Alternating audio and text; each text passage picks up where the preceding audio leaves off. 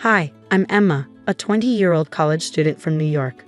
My family went through some big changes. My parents split when I was 14, and I've been living with my mom since then. Last year, my dad, who I was really close to, passed away from cancer. He left me a lot of money in his will, but I couldn't get it until I turned 20. Well, guess what? I finally hit that age, and soon after, something amazing happened. One day, my stepdad Justin, who's in his mid-30s and has been married to my mom for 6 years, asked for a chat. Our relationship has always been a bit rocky. I try to keep things cool, but he hasn't always been nice to me.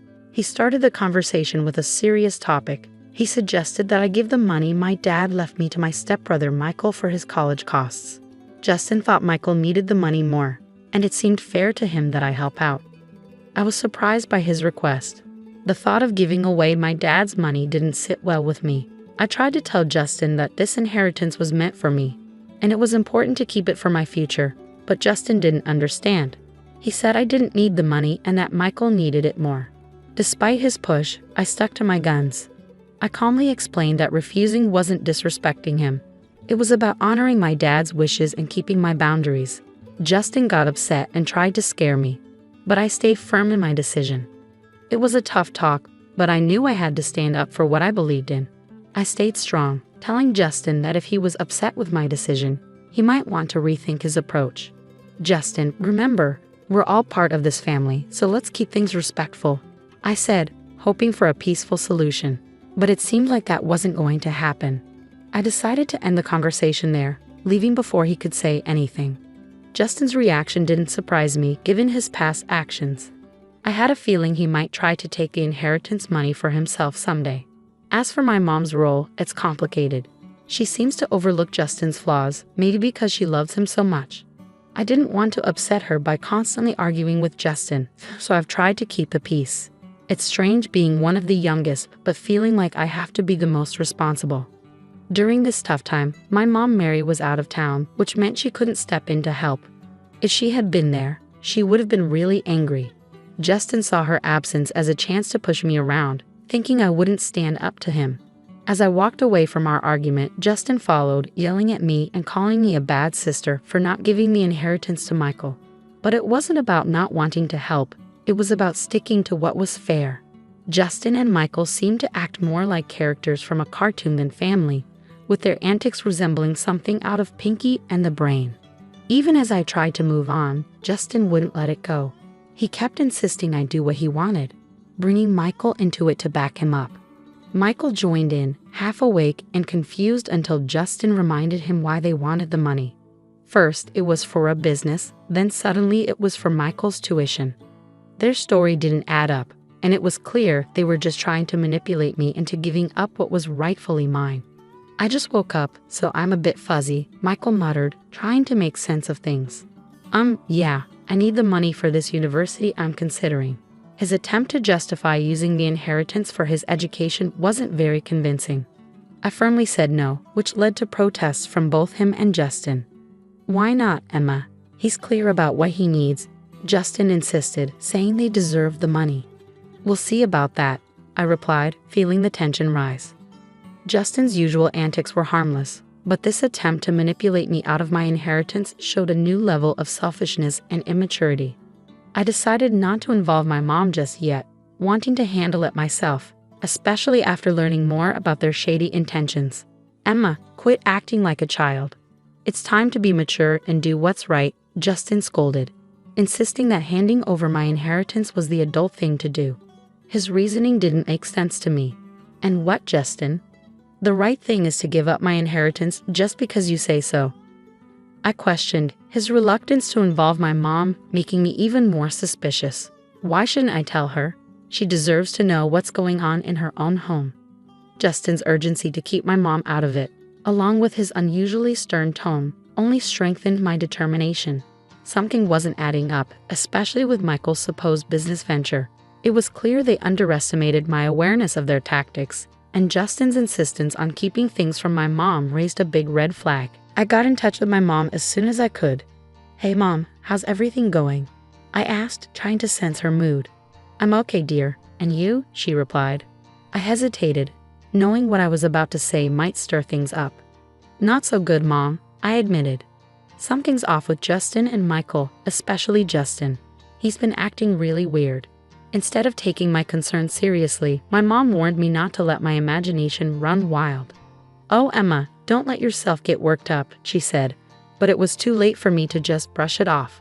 Everything seemed to point to more than just a misunderstanding or me being paranoid. Knowing my mom might struggle to believe what I was about to say about Justin, I persisted, determined to make her see what was really going on. Mom, I understand your feelings for him, but Justin went too far. He didn't just ask for the inheritance money. He demanded it for Michael, saying it was for education. Something feels off, and he even got aggressive when I mentioned bringing it up to you. I explained, my determination growing despite her doubts. My mom hesitated, torn between her emotions and the troubling accusations against the man she cared for. I'm struggling to believe this, Emma. We need more evidence to understand it all, she said. Don't worry, Mom.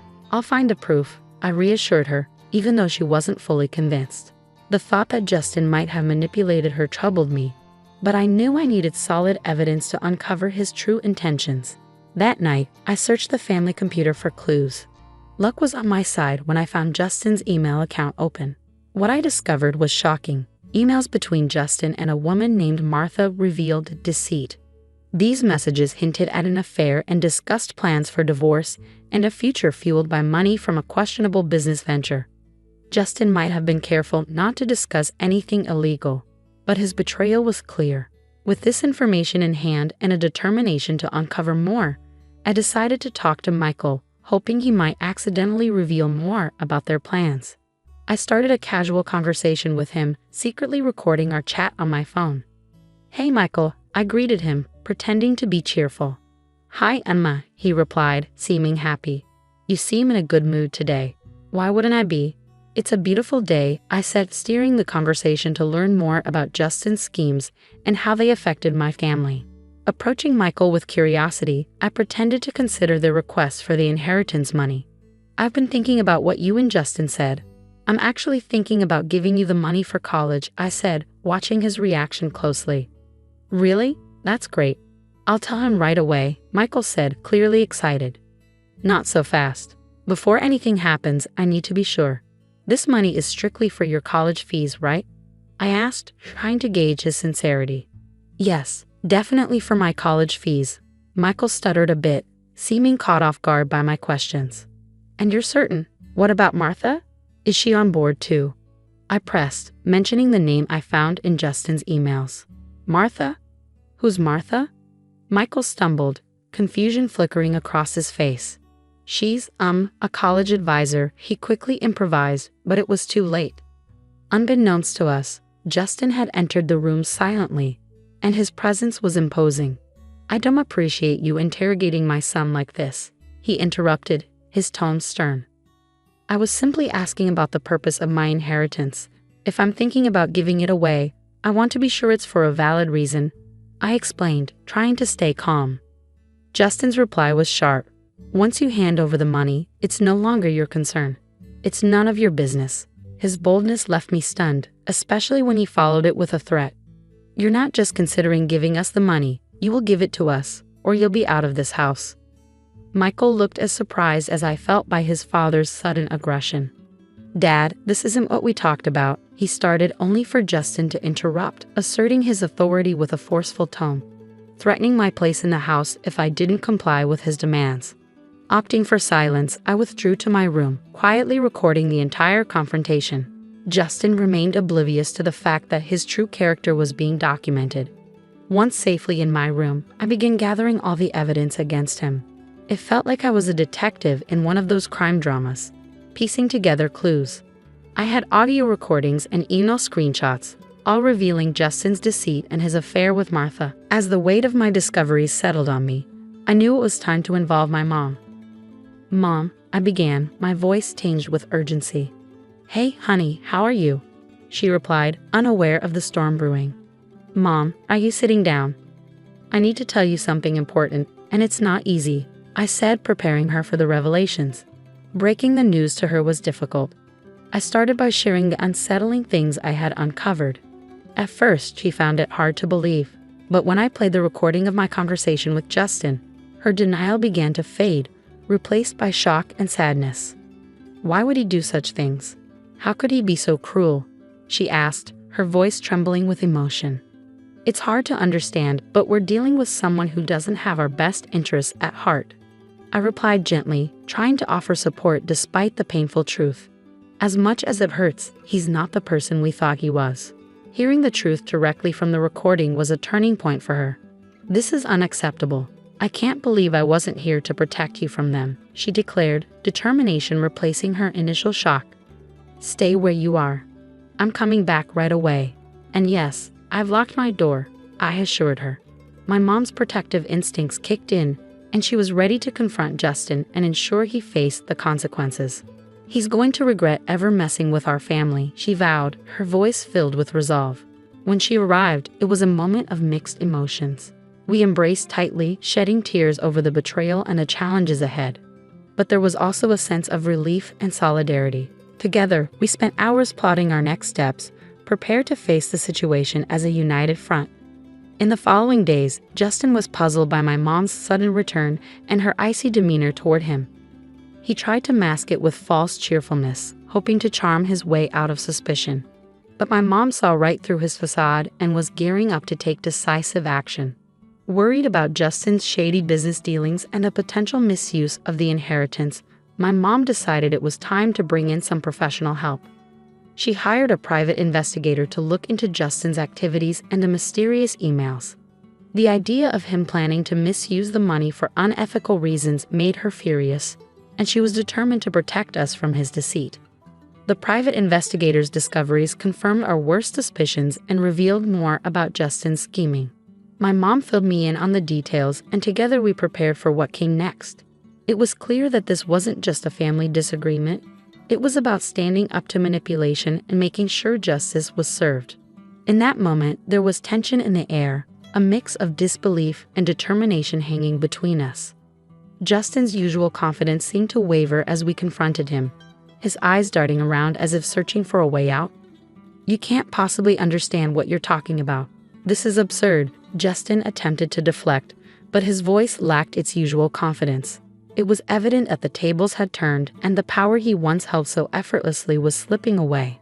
Caught in the midst of this family turmoil, Michael glanced from his father to us, his expression a blend of confusion and realization. Perhaps for the first time, he began to see his father for who he truly was, a revelation that seemed to shake him to his core. With a determined gaze fixed on Justin, my mom stepped forward. Not only do we understand, but we have evidence, emails, recordings. You've been planning to launder money through a laundromat, and you're associating yourself with a known criminal. Martha's history speaks volumes, and your intentions for this business are crystal clear. Justin's attempts to maintain innocence were crumbling rapidly. You have no idea what you're getting into. This is my livelihood, my business. You can't just intrude But we can, and we will, I interrupted, reinforcing my mom's stance. This isn't solely about your business, Justin. It's about our safety, our lives. You've introduced danger and illegality into our home, and we won't allow you to jeopardize everything for your own selfish motives. The evidence was undeniable. The audio recordings of conversations between Justin and Michael, the emails detailing their plans, and now their admissions made it impossible for Justin to deny any longer. With the camera still recording, every word, denial, and excuse was captured, trying to close in on him with no escape route. You think you're clever, recording this to gather evidence, Justin sneered, his composure slipping further. You might think you've won, but we're not just thinking, Justin. We're certain, my mom interrupted, her tone resolute and unyielding. What you've done is not only morally wrong, but illegal. You've put this family in danger, abused my trust, and now you're going to face the consequences. As the confrontation reached its peak, Michael finally found his voice, barely above a whisper. Dad, how could you? It was a question heavy with betrayal and disillusionment directed at the man he once admired. The room fell silent, the seriousness of the situation sinking in. Justin, stripped of his usual confidence, seemed to shrink in front of us. The game was clearly over. My mom's course of action was clear: legal proceedings, separation, and ensuring the safety of our family. As we left Justin to face the consequences of his actions, my mom and I knew the journey ahead wouldn't be easy. However, armed with the truth and evidence, we were prepared to confront whatever challenges lay ahead together. The veil of deception had been lifted, revealing a newfound strength and unity between us, ready to rebuild and move forward. I have no idea what you're insinuating. Why not call Martha? Maybe she can clarify things. Justin attempted to deflect, his panic thinly veiled by his tone. You two seem convinced you got it all figured out. Martha is just a friend, he insisted, though his confidence was visibly diminishing. The incriminating photo we discovered suggests otherwise. I countered, my voice steady despite the turmoil within. And honestly, who conducts affairs via email these days? It's incredibly reckless. Justin, now visibly flustered, retorted, you invaded my privacy. That's outrageous. No, Justin, what's truly outrageous is you, my mom interrupted, her voice filled with righteous indignation. How dare you repeatedly threaten my daughter over money that rightfully belongs to her? How dare you use intimidation to try to kick her out of her own home? Your actions are unforgivable. How dare you drag your son into your reckless schemes, putting him in harm's way, and your audacity to plan illegal activities with that money is beyond belief.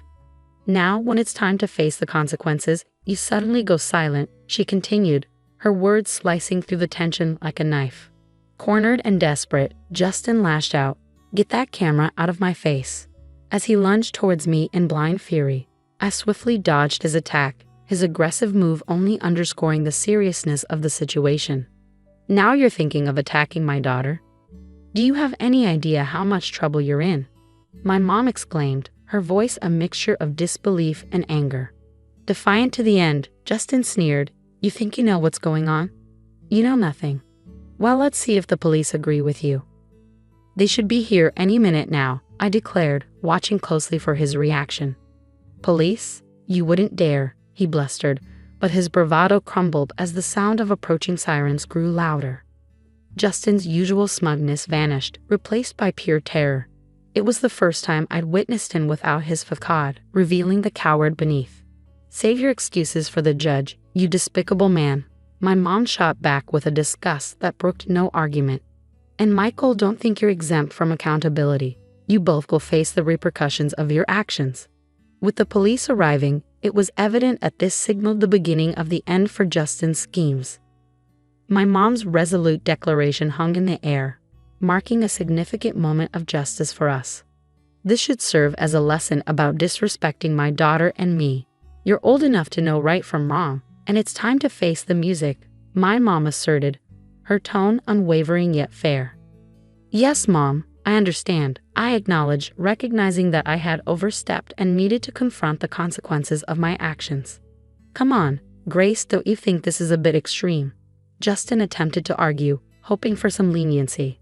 Quite the opposite. This is just the tip of the iceberg, my mom countered firmly. Emma, how's our live stream going? My mom asked, adding a modern twist to ensuring transparency and justice. We've got over 5,000 viewers tuning in.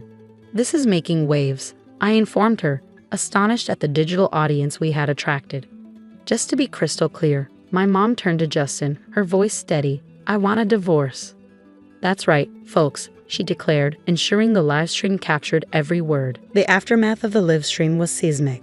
Over 5,000 witnesses watched as the drama unfolded in real time, and the story quickly spread to local newspapers and tabloids. Being at the epicenter of this whirlwind felt surreal, witnessing the swift downfall of Justin, my soon-to-be ex-stepfather, and his accomplice, Michael.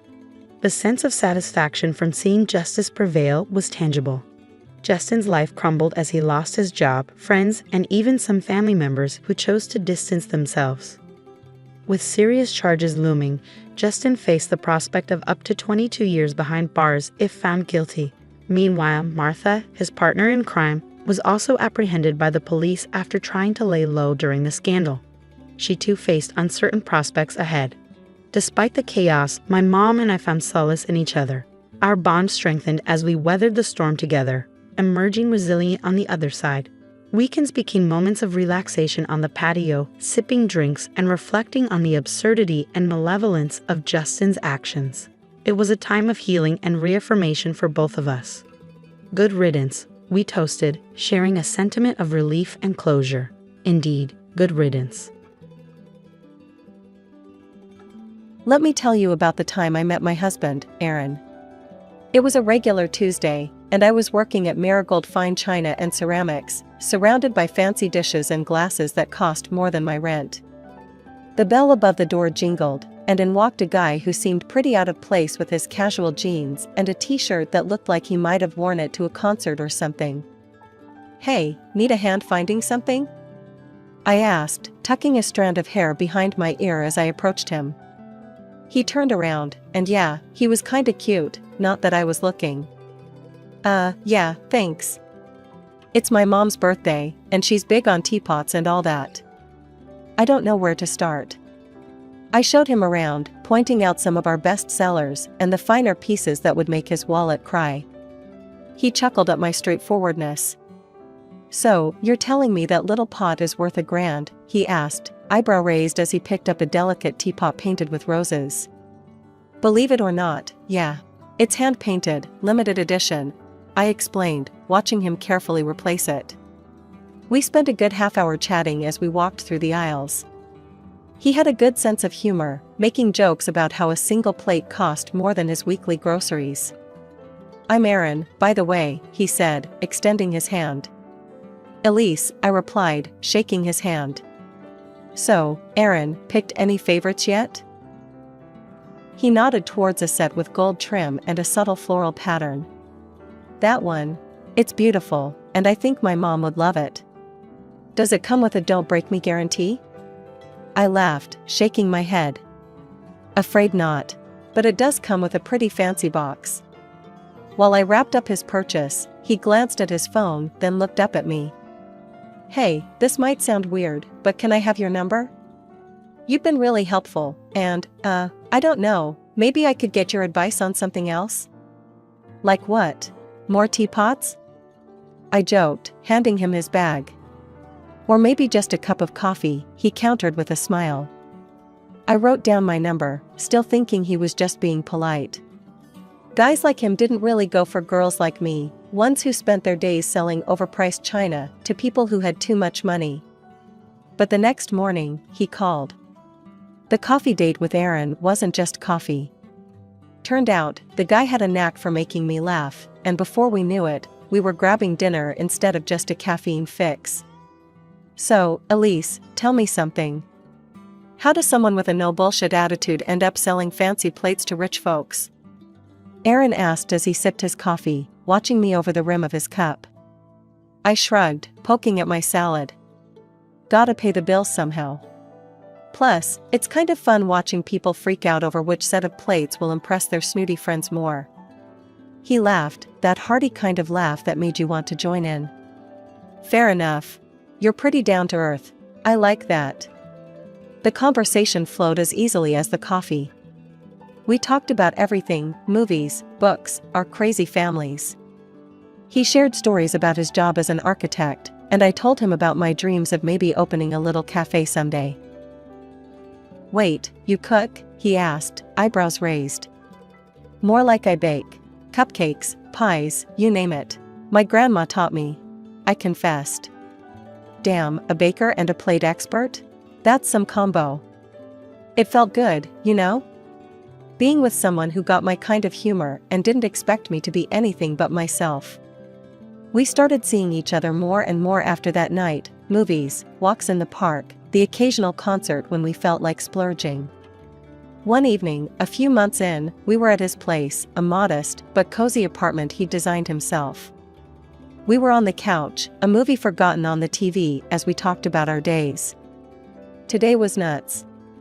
This lady spent an hour deciding between two identical teapots. I mean, they were literally the same, Aaron. How does that even happen? I vented, still amused by the absurdity of it. He grinned, pulling me closer. Maybe she was just trying to make a perfect choice. Kind of like how I feel with you.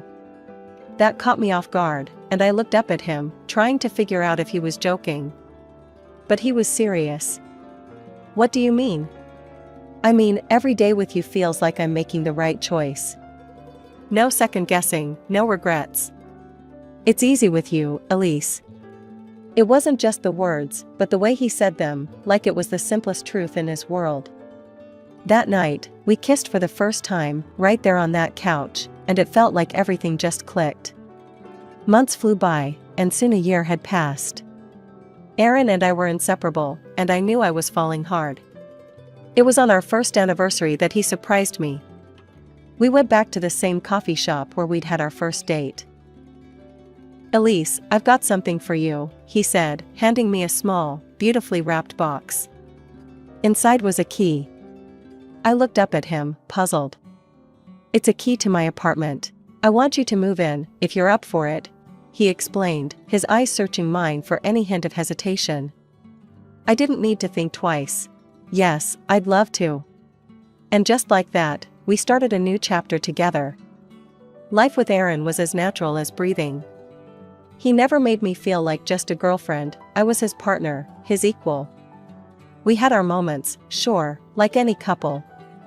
But even when we argued, it was never long before one of us was cracking a joke, breaking the tension. He loved my baking, always praising even my most disastrous attempts. "Elise, you could burn water, and I'd still eat it," he'd tease, and I'd throw a dish towel at him, laughing. That's how it was with us. No pretenses, no drama, just two people who got each other, building a life together one day at a time. When Aaron proposed, it was simple, no big dramatic gesture, just us on the couch with a ring and him saying, "So, you want to make this official or what?" I laughed and said yes, 100 times yes. The wedding planning flew by, thanks mostly to his mom, Judy, who was a saint. She helped me pick out the dress, the flowers, everything. Aaron's dad, Mike, was seriously ill with cancer, but he was hell-bent on being there. "Wouldn't miss seeing you in that dress for the world," he joked with a wink that made me blush and laugh. The big day was a blur of smiles and tears. Mike, pale but smiling, managed to make it. Every moment felt like something out of a dream, except for Aaron's sister, Claire. She was there, all right, dressed to the nines, and looking like she'd rather be anywhere else. During the reception, I caught her eye, and she just rolled hers, whispering something to her husband who looked just as uncomfortable. It stung, but I wasn't about to let her ruin my day. After the wedding, things settled down. Or at least, they should have. I got on famously with Judy.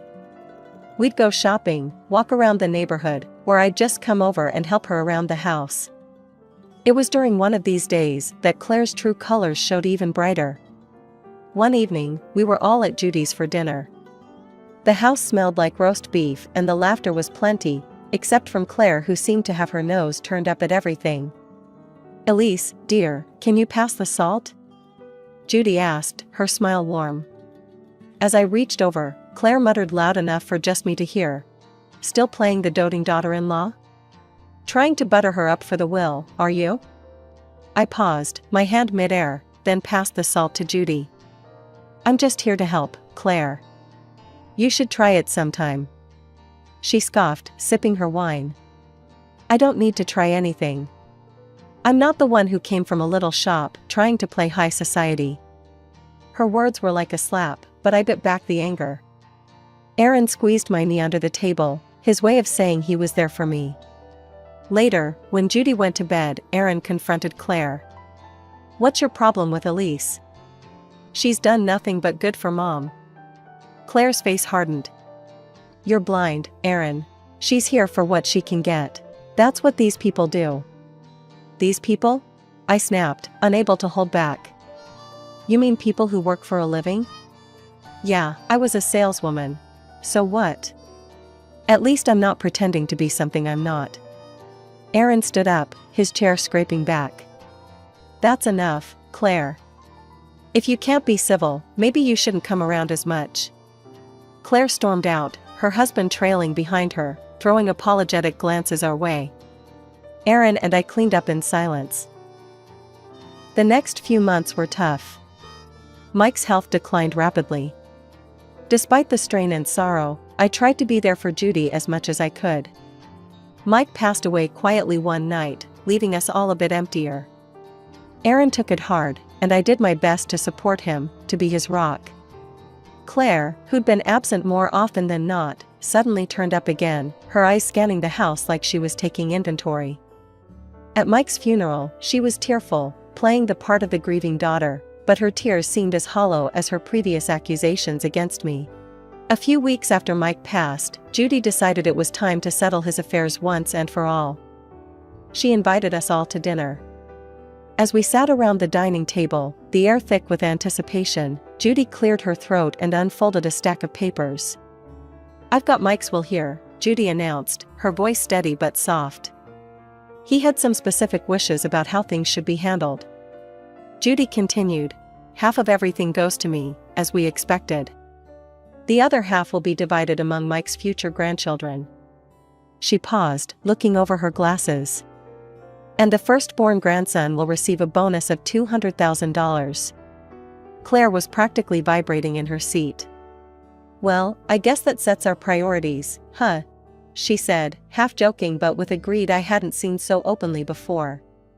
"Let's not make hasty decisions," her husband muttered, but Claire was already on a roll. "This means we start trying seriously, babe. It's important," she insisted, her voice tinged with desperation that didn't suit the dinner table. From then on, Claire's obsession with conceiving became the focal point of her life. Every family gathering, she'd update us on their progress, or lack thereof, with a frankness that bordered on uncomfortable. "We'd been to 3 specialists this month alone," Claire complained one evening as we all tried to enjoy a quiet dinner. "Do you have any idea how much this is costing us?" Her fixation deepened when they moved on to artificial insemination. The hormonal treatments took a toll on her, physically and emotionally. She gained weight, which only fueled her frustration and desperation. Her struggles cast a shadow over our family meetings.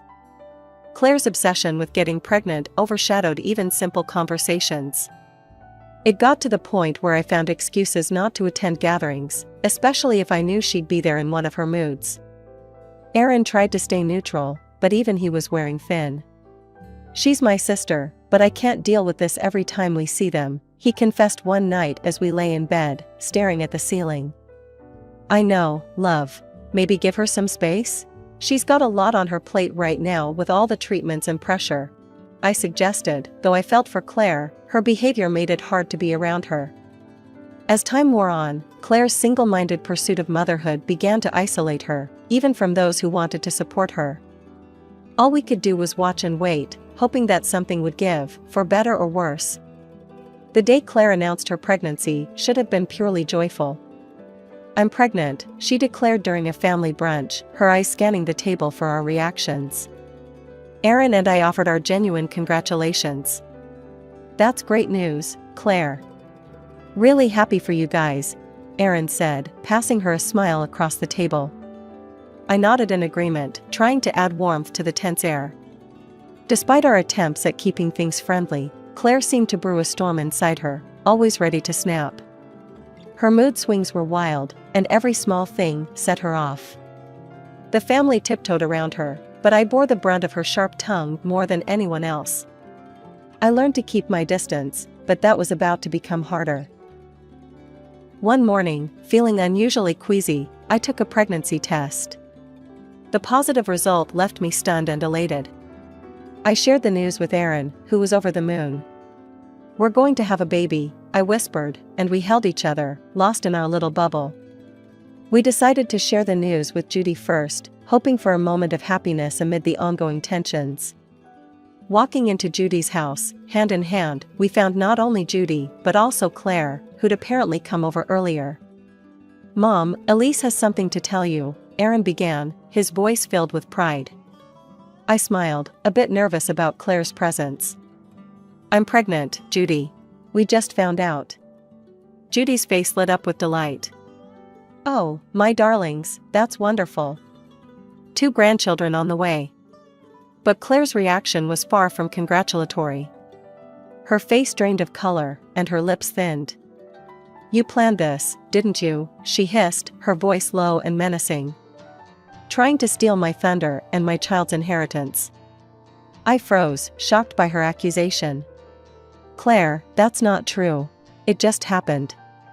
Her voice escalated, and she stood, pointing a shaking finger at me.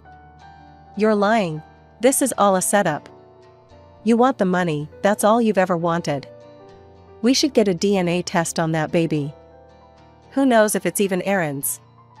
Aaron stepped between us, his face dark with anger. Enough, Claire. I won't let you insult my wife like that. You owe Elise an apology. Claire scoffed, her cheeks flushed with anger or shame, I couldn't tell. I'm not feeling well, she muttered, grabbing her purse and storming out, leaving a stunned silence behind. Judy reached for my hand, her eyes sympathetic. Don't mind her, dear. It's just the hormones and jealousy speaking. I tried to smile, but Claire's words had cut deep. Tears spilled over, and I wiped them angrily. I just don't understand why she has to be so cruel, I murmured. The joy of our announcement had been overshadowed by Claire's outburst, and though Judy tried to smooth things over, the damage was done. The remainder of our visit was spent discussing baby names and plans, but Claire's shadow hung over us all. Judy called me up early on a bright Tuesday morning, her voice warm and inviting. Elise, dear, why don't you come over for coffee? I baked your favorite apple pie, she said, and I could almost smell the sweet aroma through the phone. Glad for a reason to get out of the house, I quickly agreed. I'll be there in 20 minutes, Judy. Can't wait. When I arrived, the house smelled heavenly, and Judy greeted me with a hug. Inside, to my surprise, Claire was there too, looking unusually quiet and almost shy. She even managed a small smile as I walked in. Elise, I want to apologize for last time, Claire said, her voice lower than usual. I was out of line. I've been dealing with a lot. Her apology, unexpected as it was, eased a bit of the tension I'd been carrying around. Thanks, Claire. Let's just move forward, okay? We settled at the kitchen table, the pie between us, its scent filling the room, inviting us to forget the awkwardness. Judy poured the coffee, and we started to chat about light, inconsequential things, Judy's garden, the weather, the little one on the way. Halfway through our second slice of pie, a headache began to pound at my temples, a common annoyance during my pregnancy. I must have winced, because Judy immediately noticed. You okay, dear? You look a bit pale. Just a headache, nothing new these days, I replied, trying to brush it off with a smile. Oh, I have just the thing, Judy said, rising from her seat. I have some headache medicine that's safe for pregnancy. Claire, honey, could you fetch it? It's in the medicine cabinet. Claire nodded and left to retrieve it, returning moments later with a pill and a glass of water. Here you go, Elise. This should help. I thanked her, swallowing the pill without a second thought, trusting Judy to know what was safe. But as I took the glass back to the kitchen to rinse it out, my eyes caught on something in the trash that sent a cold shiver down my spine. Among the usual rubbish, a discarded medicine package stood out, its label stark against the banana peels and coffee grounds. It was a chemotherapy drug, one that I instantly recognized from the time we had helped Mike through his treatments. Panic seized me as I remembered the clear warnings about its effects on pregnancy. Dropping the glass in the sink, I grabbed my phone and dialed 911. The operator picked up immediately, and I quickly explained what had happened. Ma'am, you need to try to purge that from your system immediately. Drink water and try to induce vomiting, the dispatcher instructed urgently. I turned the tap on full blast, gulping down glass after glass of water before kneeling in front of the toilet. As I forced myself to vomit, tears mixed with fear and betrayal stung my eyes. What was going on? How had this happened? My head was spinning, not just from the physical effort, but from the shock and betrayal I felt swirling inside me. When I finally managed to stagger out of the bathroom, the sight of Judy and Claire standing there, pale and confused, only intensified my feelings of unease. What on earth is going on, Elise? Judy's voice was filled with worry. Claire, on the other hand, looked like she was seeing a ghost, her face drained of all color. I found something in the trash, I managed to say between gasps. It was Mike's chemotherapy drugs. Claire, did you give me those? Before Claire could respond, I heard sirens outside. The EMTs burst through the door, their presence a small comfort in the chaos. As they started to check on me, I dialed Aaron's number with trembling fingers. "Aaron, I need you here," I choked out as soon as he answered. He was at my side within minutes, his face etched with concern. "What happened?" he demanded, looking from me to his sister and mother. I think Claire gave me something dangerous. Not just a headache pill. I found the chemo meds in the trash right after taking what she gave me, I explained hurriedly. Claire's reaction was immediate and defensive. "You're being dramatic, Elise. I just gave you what Mom told me to. Why would I do something to hurt you?" But her words didn't sit right with anyone, not with the evidence of the discarded medication packaging that was strictly for cancer treatment. Judy, struggling to keep up, finally said, "I told her to give you paracetamol, I swear." "Claire, please tell me you didn't. Why are we even discussing this? She's just trying to get attention." Claire interrupted, her voice rising in panic. That's when Aaron stepped in, his tone icy. "We're calling the police. We need to sort this out properly." Claire paled even further, if that was possible. "The police? Aaron, come on, think this through. She's making a mistake." But it was too late. Aaron had already dialed, and within moments, the police arrived, adding another layer of seriousness to the situation. They listened to our accounts, their expressions grim. "Ma'am, we'll need to take that package of medicine for fingerprints," one of the officers said after I pointed out the trash where I had seen the discarded drugs. Claire seemed to shrink with every word the police said, her earlier bravado draining away as quickly as her color. Meanwhile, the ambulance team decided I needed to be at the hospital for a thorough checkup and possibly more treatments to ensure no residue of the harmful drug was left in my system. It was a surreal couple of days following the hospital scare. Sitting in the living room, still trying to wrap my mind around the recent events, the phone rang. Aaron answered it, his face tightening as he listened. When he hung up, he looked at me with a mix of relief and sorrow. "They arrested Claire," he said quietly. "Her fingerprints were all over the medication package." I felt a chill run down my spine. "What did she say?" "She claimed she'd touched those meds before, just moving them around in Dad's room," Aaron continued, rubbing his forehead in frustration. "But Mom told the police that wasn't possible. She said those meds were kept in a locked cabinet ever since Dad got sicker. Claire never had access until that day." A few days later, we found ourselves in a courtroom, the air thick with tension. Claire looked pale, her eyes darting around nervously. During the trial, the truth spilled out in the ugliest of ways. Under the pressure, Claire confessed. She admitted to trying to harm our unborn child to ensure her position in the inheritance queue. The courtroom was in shock. To make matters even more shocking, it emerged that Claire wasn't even pregnant. She had fooled everyone with a prosthetic belly, plotting to eventually adopt a child from another state to pass off as her own.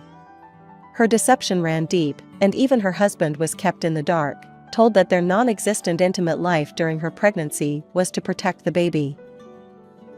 Thankfully, the doctors confirmed that my quick actions had prevented any harm to our baby. Claire was found guilty and sentenced to 3 years in prison. Judy, with tears in her eyes, requested the court to adjust Mike's will, cutting Claire out completely. The judge agreed, and just like that, Claire's ties to her father's legacy were severed. Her husband, unable to stomach her betrayal, filed for divorce. Even Judy, who had always tried to see the best in her daughter, couldn't find it in herself to forgive Claire's actions. Months later, our lives took a happier turn. I gave birth to a healthy, beautiful boy, who had my eyes and Aaron's smile. He was our miracle after a storm, a sign that life could indeed be beautiful. According to Mike's will, he received the promised $200,000, which we decided to save for his education.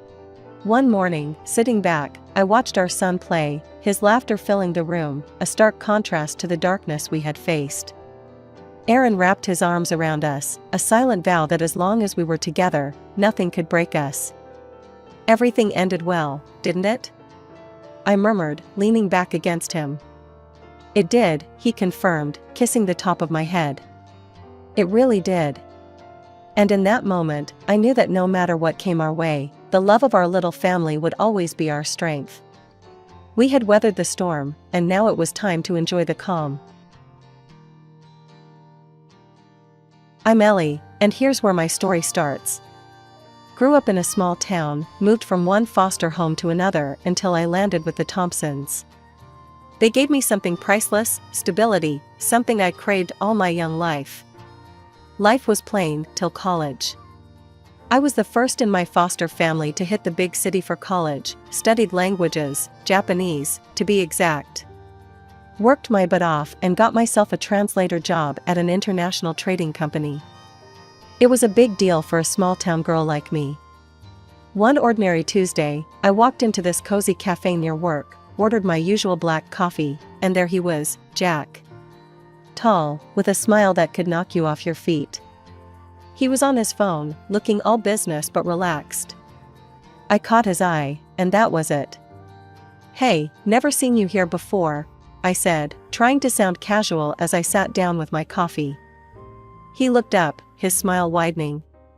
"Just trying to escape the office chaos. I'm Jack," he replied, extending a hand. I shook it, feeling a spark. "I'm Ellie. So, what brings Mr. Escape the Office to my favorite spot?" "Good coffee and better company, it seems," he quipped. We hit it off from there. Days turned into weeks, weeks into months, and before we knew it, a year had passed, and we were talking about more than just coffee. Jack was from the city, knew his way around, and had a charm that was hard to resist. But life's not all smooth sailing, right? We decided to tie the knot after a year of dating. I was over the moon but wanted him to meet the folks who made me who I am, the Thompsons. Now, my foster parents, Mr. and Mrs. Thompson, they were salt-of-the-earth types. Lived simply, worked hard. They were fixing up their house, so they rented this tiny apartment that was nothing to write home about. But it was warm, filled with love. I remember telling Jack, "It ain't much, but it's filled with good memories." He nodded, but I saw that look in his eyes as he scanned the cramped space. He was trying to hide it, but the man was uncomfortable. We spent the weekend there. My folks were thrilled, treated him like royalty, but Jack, he was off, always checking his watch, eager to head back. As we drove back to the city that Sunday night, the silence in the car was heavy. I had to say something. "Jack, you've been quiet. What's up?" He sighed. "Look, Ellie, your folks, they're nice and all, but we come from different worlds, you know?" His words stung, but I kept my cool. "And what's that supposed to mean?"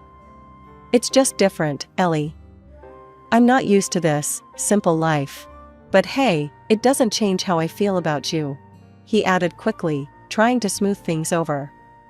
I looked out the window, biting my lip, thinking about all the differences between my world and his. "Jack, I don't need fancy. But we gotta respect where we both come from, right?" He nodded. "Right, of course. I love you, Ellie. That's what matters." His words were supposed to comfort me, but a part of me wondered if we were really seeing eye to eye. That night, I lay awake, thinking about the simple life I cherished and the complicated world I was stepping into. Just a few days after our uncomfortable visit back home, it was my turn to meet the other side, Jack's mom, Vivian. A high-rise in the city center, her place was decked out in all sorts of fancy stuff that screamed money. When we arrived, she greeted us at the door, decked out in designer from head to toe, and her apartment? It was like walking into a magazine. "Ellie, is it? And what is it you do?" Vivian asked, sizing me up as if I were an item she was considering purchasing. "I'm a translator. I work with Japanese clients at a trading company," I replied, trying to sound confident. "Oh, impressive," she half smiled, but her eyes were doing another sweep, like she was looking for something off about me. Then it slipped out where I was from and about my foster parents. Her face twisted a bit. From the province, and fostered, you say? I don't think that's quite fitting for my Jack. Jack jumped in quick. Mom, please. Ellie's wonderful, and I love her. We're getting married. That stirred up another pot. Married? And when is this happening? How are you planning it? Vivian's tone shifted to something a bit too curious. We're thinking something small, intimate. Just us in Hawaii, actually, I said, hoping she'd catch on to the romance of it all. Vivian's eyes nearly popped out. Hawaii? Just the two of you? No, that won't do. What will my friends think if I can't even throw my only son a proper wedding? I tried to keep my cool. It's our day, Vivian. We just want something true to us, without all the fuss. That did it. She huffed. This discussion is over. And walked out of the room. Jack looked at me, apologetic, and whispered, let me talk to her.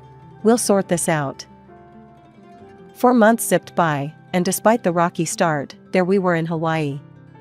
It was supposed to be just Jack and me, but Vivian showed up, camera in hand, ready to document every second. Every moment felt like she was there, lurking, making sure she had something to post online. Jack seemed oblivious, soaking in the sun and the ceremony. I tried to smile through it, whispering to him as we stood on the beach. I thought it would be just us. He squeezed my hand. I know, I'm sorry. She's just excited, I guess. Let's just try to enjoy our day. Vivian was buzzing around us, her phone always up. Smile here. Oh, this will look fabulous on my feed. I felt like a prop in her social media show, not a bride on her wedding day. It was our special day, but somehow, it had turned into another one of Vivian's extravaganzas. Coming back home as newlyweds should have been all about those cozy, love-soaked days, you know, breakfast in bed, slow dances in the living room, that kind of stuff. And it was, at least at first. Jack slipped this stunning ring on my finger the day we got back, the kind that catches the light and just won't quit sparkling. It's been in my family for generations, he told me, his eyes all lit up with something like pride. Be careful with that ring, Ellie. It's more than just expensive, it's an heirloom. Vivian chimed in, hovering over us like some kind of dark cloud on a sunny day. Her reminder felt more like a warning, making my heart sink a bit. The first few weeks, Jack and I were in our little bubble, stealing kisses, making dinners together, the whole 9 yards. But then Vivian started dropping by. Unannounced. All the time. It started one afternoon when I was folding laundry and the doorbell rang. There she was, Vivian, with that look on her face like she was about to inspect a military base. Just checking in on my favorite newlyweds, she said, but her eyes darted around like she was searching for something wrong. I tried to be polite, make small talk even as she wandered into the kitchen, her fingers sliding over every surface. Ellie, darling, do you ever clean? And where are the fresh vegetables? A man needs his greens. Her tone was dripping with disapproval. Jack just shrugged it off when I told him later. She means well, babe. Just try to go with it. Go with it? I echoed, frustration bubbling up. Jack, she's treating me like I'm on trial in my own home. He kissed my forehead, all casual like that was supposed to fix everything. She's lonely, Ellie. Let's just cut her some slack, okay? Slack turned into more slack, until one day I got home late from work. We'd just signed a huge contract with a new client from Japan, and I was buzzing with the thrill of it all, that is, until I found Vivian in my living room, an uninvited storm brewing. I heard you've been spending a lot of time at the office. Late nights, She raised an eyebrow, her voice thick with suspicion. Yeah, it's a big project. Lots of new opportunities. I tried to explain, but she had a different opinion. 2 days later, Vivian personally came to my office and began counting out loud the men working with me, loudly suggesting I could be having an affair with one of them. Then, without an invitation, she barged into my boss's office. Seeing he was already elderly, she loudly proclaimed, well, she definitely won't mess with the old man. I was mortified, my face red as a beetroot. I demanded she leave, apologizing profusely to my boss and colleagues for the disruption. Thankfully, my boss, Mr. Jackson, had a sense of humor and just laughed it off, but the damage was done. That night, I'd had enough. I cornered Jack in our bedroom, my voice low and tight. "Your mom crossed a line today, Jack. She's accusing me of cheating. It has to stop." He sighed, long and heavy. "Just try to get along. Please, for me." But getting along felt more and more like putting up with nonsense. Things between Jack and me started getting rocky, and due to the fact that Vivian was always whispering in his ear. Lately, Jack had been picking apart everything about me, from the way I dressed to the hours I worked. He had never minded before, but suddenly, everything was a problem. "Ellie, why you gotta wear that to work?" Jack frowned one morning as I got ready. "It was just a blouse and skirt combo, nothing fancy." "It's professional, Jack. What's wrong with it?" I replied, adjusting my skirt. "It's too much. You're just inviting comments, working with all those guys." His tone had an edge, and I knew this wasn't really about my clothes. That was becoming a regular thing now. It got worse on my birthday. My boss gave me a small gift, a book with a note that read, "To my practically daughter." It was innocent, a kind gesture, but Jack blew it out of proportion. "You see? That's exactly what I'm talking about. Why is he giving you gifts?" "It's not right, Ellie." Jack was livid when he saw the book. "Jack, it's just a book. He's like a father figure to me." I tried to explain, but Jack's eyes were clouded with suspicion, all thanks to Vivian's constant meddling. All this tension was a relief to escape when I headed out on a business trip to a neighboring city. Our company was setting up a new factory, and I was looking forward to the break from all the drama at home. The trip went well, and I was wrapping up with a dinner with our Japanese partners when I noticed shadows lurking near the restaurant. My heart raced. The street was dimly lit, but as I walked towards my hotel, the shadows moved closer. Panicked, I asked two colleagues to walk me back. As we neared the hotel entrance, the light from the lanterns revealed who was following me, Jack and Vivian. "What the hell, Jack? What are you doing here?" I blurted out, unable to hide my shock. Vivian stepped forward, her face twisted in anger. "We're making sure you're not up to no good. Can't trust you around all these men, can we?" My colleagues were staring, and I felt my face burn with embarrassment. Trying to calm the situation, I said, "This is ridiculous. You're both acting like I'm some kind of criminal." But Vivian wasn't having it. "I'll be telling your parents about this. They should know what kind of woman you've turned out to be." I couldn't hold back a bitter laugh. "Go ahead, tell them. They'll laugh you out of town." The ride back was a silent one. Jack and his mother sat in the front, and I was alone in the back seat, staring out the window, the city lights blurring into streaks of color as tears filled my eyes. I was married to the man I loved, but it felt like I was trapped in a bad dream, with Vivian as the relentless nightmare that wouldn't end. Vivian had actually gone through with her threat and showed up at my parents' place. I couldn't believe it when Mom called me, her voice shaking as she recounted what had just happened. "She was here, Ellie," Mom said, her voice strained. "She demanded to see your father right away, so I gave her the address to his workshop." I felt my stomach drop. Dad was at his workshop, where he spent most of his days crafting and creating in his element. Mom continued, "Your mother-in-law went there, saw your father in his work clothes, all stained from the glass dyes, and she just scoffed." I gripped the phone tighter, bracing myself. "When your father went over to greet her, he apologized for not shaking her hand, his were all stained from work, you know?" She looked at his hands, Ellie, made a face, and said something awful about coming to this backwater for nothing. My heart sank as I listened. "She said she understands now why you turned out the way you did, and just left without another word. Thanks for telling me, Mom. I need to think about what to do." I hung up, feeling a mix of anger and hurt swirling inside. It wasn't long before Vivian made her next move. The very next day, she cornered me in the living room, her eyes cold and judgmental. "Ellie, now I see where you get your manners, or should I say, lack thereof. Your father, an ordinary worker, his hands permanently dirted. What kind of upbringing, what kind of manners, could you possibly teach any children?" I shuddered to think. Her words were like daggers, but before I could respond, Jack walked in. Instead of defending me, he went straight to his mother, taking her in his arms. "Mom, I'm sorry about all this. Ellie's family, they're just different from us." That was it. The last straw. I couldn't believe what I was hearing. Different? Is that your way of saying my family isn't good enough for your high standards? My voice broke, the hurt too deep. Jack looked at me, his eyes empty.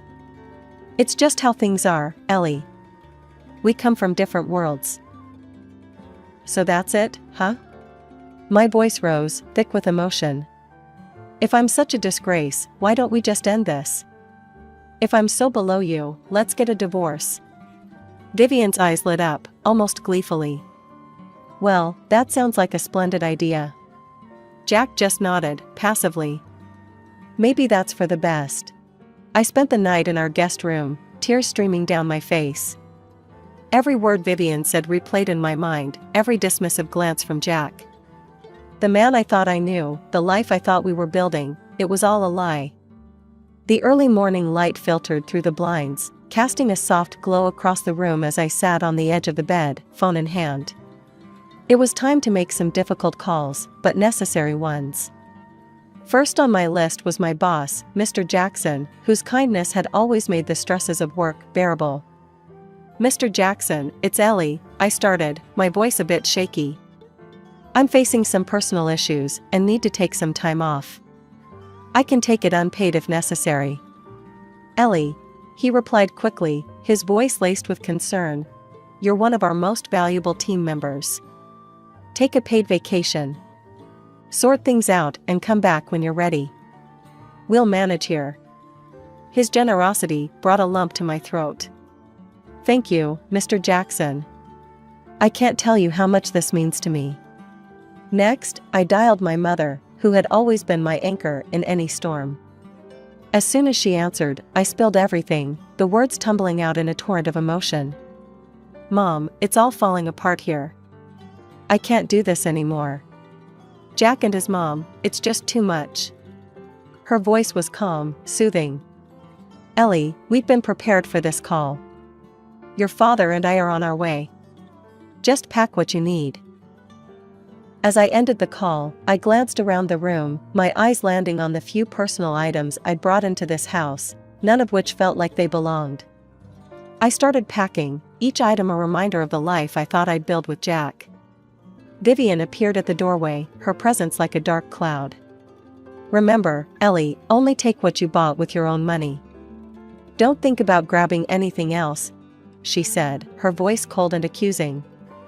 It wasn't long before I heard the gravel crunch under the tires of an old vehicle. Looking out the window, I saw the familiar beat-up pickup truck that belonged to my parents.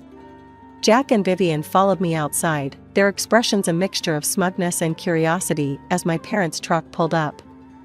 Jack scoffed loudly. "Sure that old thing will even make it back?" My father, a quiet strength emanating from him, stepped out and faced Jack without a word. He handed over the divorce papers, his eyes steady and unwavering. Jack grabbed the papers and signed them with a smirk, his mother chuckling beside him. "Glad to be rid of this mess," he muttered. We arrived at my parents' home, a large, imposing structure that felt more like a sanctuary now. I spent the next few hours unpacking and trying to settle my nerves, the peace of the familiar surroundings slowly calming me. That evening, as I sat looking out at the garden, my phone rang. It was Vivian. "Ellie, you need to return the ring. It's a family heirloom, not a parting gift." I held the phone away for a moment, taking a deep breath before responding. "Vivian, that ring was given to me as a wedding gift. If you want it, come and get it yourself." The morning light was just beginning to spill over the horizon when I saw them from the upstairs window. Jack and his mother, Vivian, stood at the gate, staring up at the house as if they had stumbled into a fairy tale. Their expressions of disbelief were almost comical. I watched from behind the curtain, a smirk playing on my lips. They looked so out of place against the backdrop of the large, meticulously landscaped front yard, their confusion palpable. Finally, I turned away from the window, hearing the sounds of my parents downstairs. I joined them, and we shared a knowing look before stepping outside. My parents were calm and collected as they walked past Jack and Vivian without a word, heading straight for the garage. They pretended not to notice the bewildered stares from my estranged husband and his mother. As the garage door swung open, revealing the sleek lines of 3 high-end cars, I could hear the sharp intake of breath from Jack. My father chose a gleaming black sedan, and we all climbed in. Just as we were about to pull out onto the driveway, Jack found his voice. "Ellie, what is all this? This house, these cars?" I stepped out of the car, walking over to them with a calm I hadn't felt in months. "This is my family home, Jack. My father owns a glass factory and several commercial properties. This is where I grew up." Vivian's face contorted with confusion and disbelief. But your father, he was wearing work clothes, his hands were dirty." I couldn't help but smile at her naivete. "Yes, Vivian. He was launching a new product line. It's a tradition in his company to get involved, hands-on.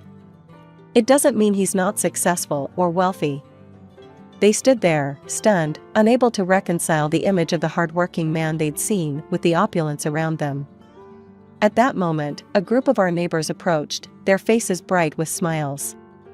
"Good morning, Mr. Thompson. We heard about your latest charity event. It's wonderful what you're doing.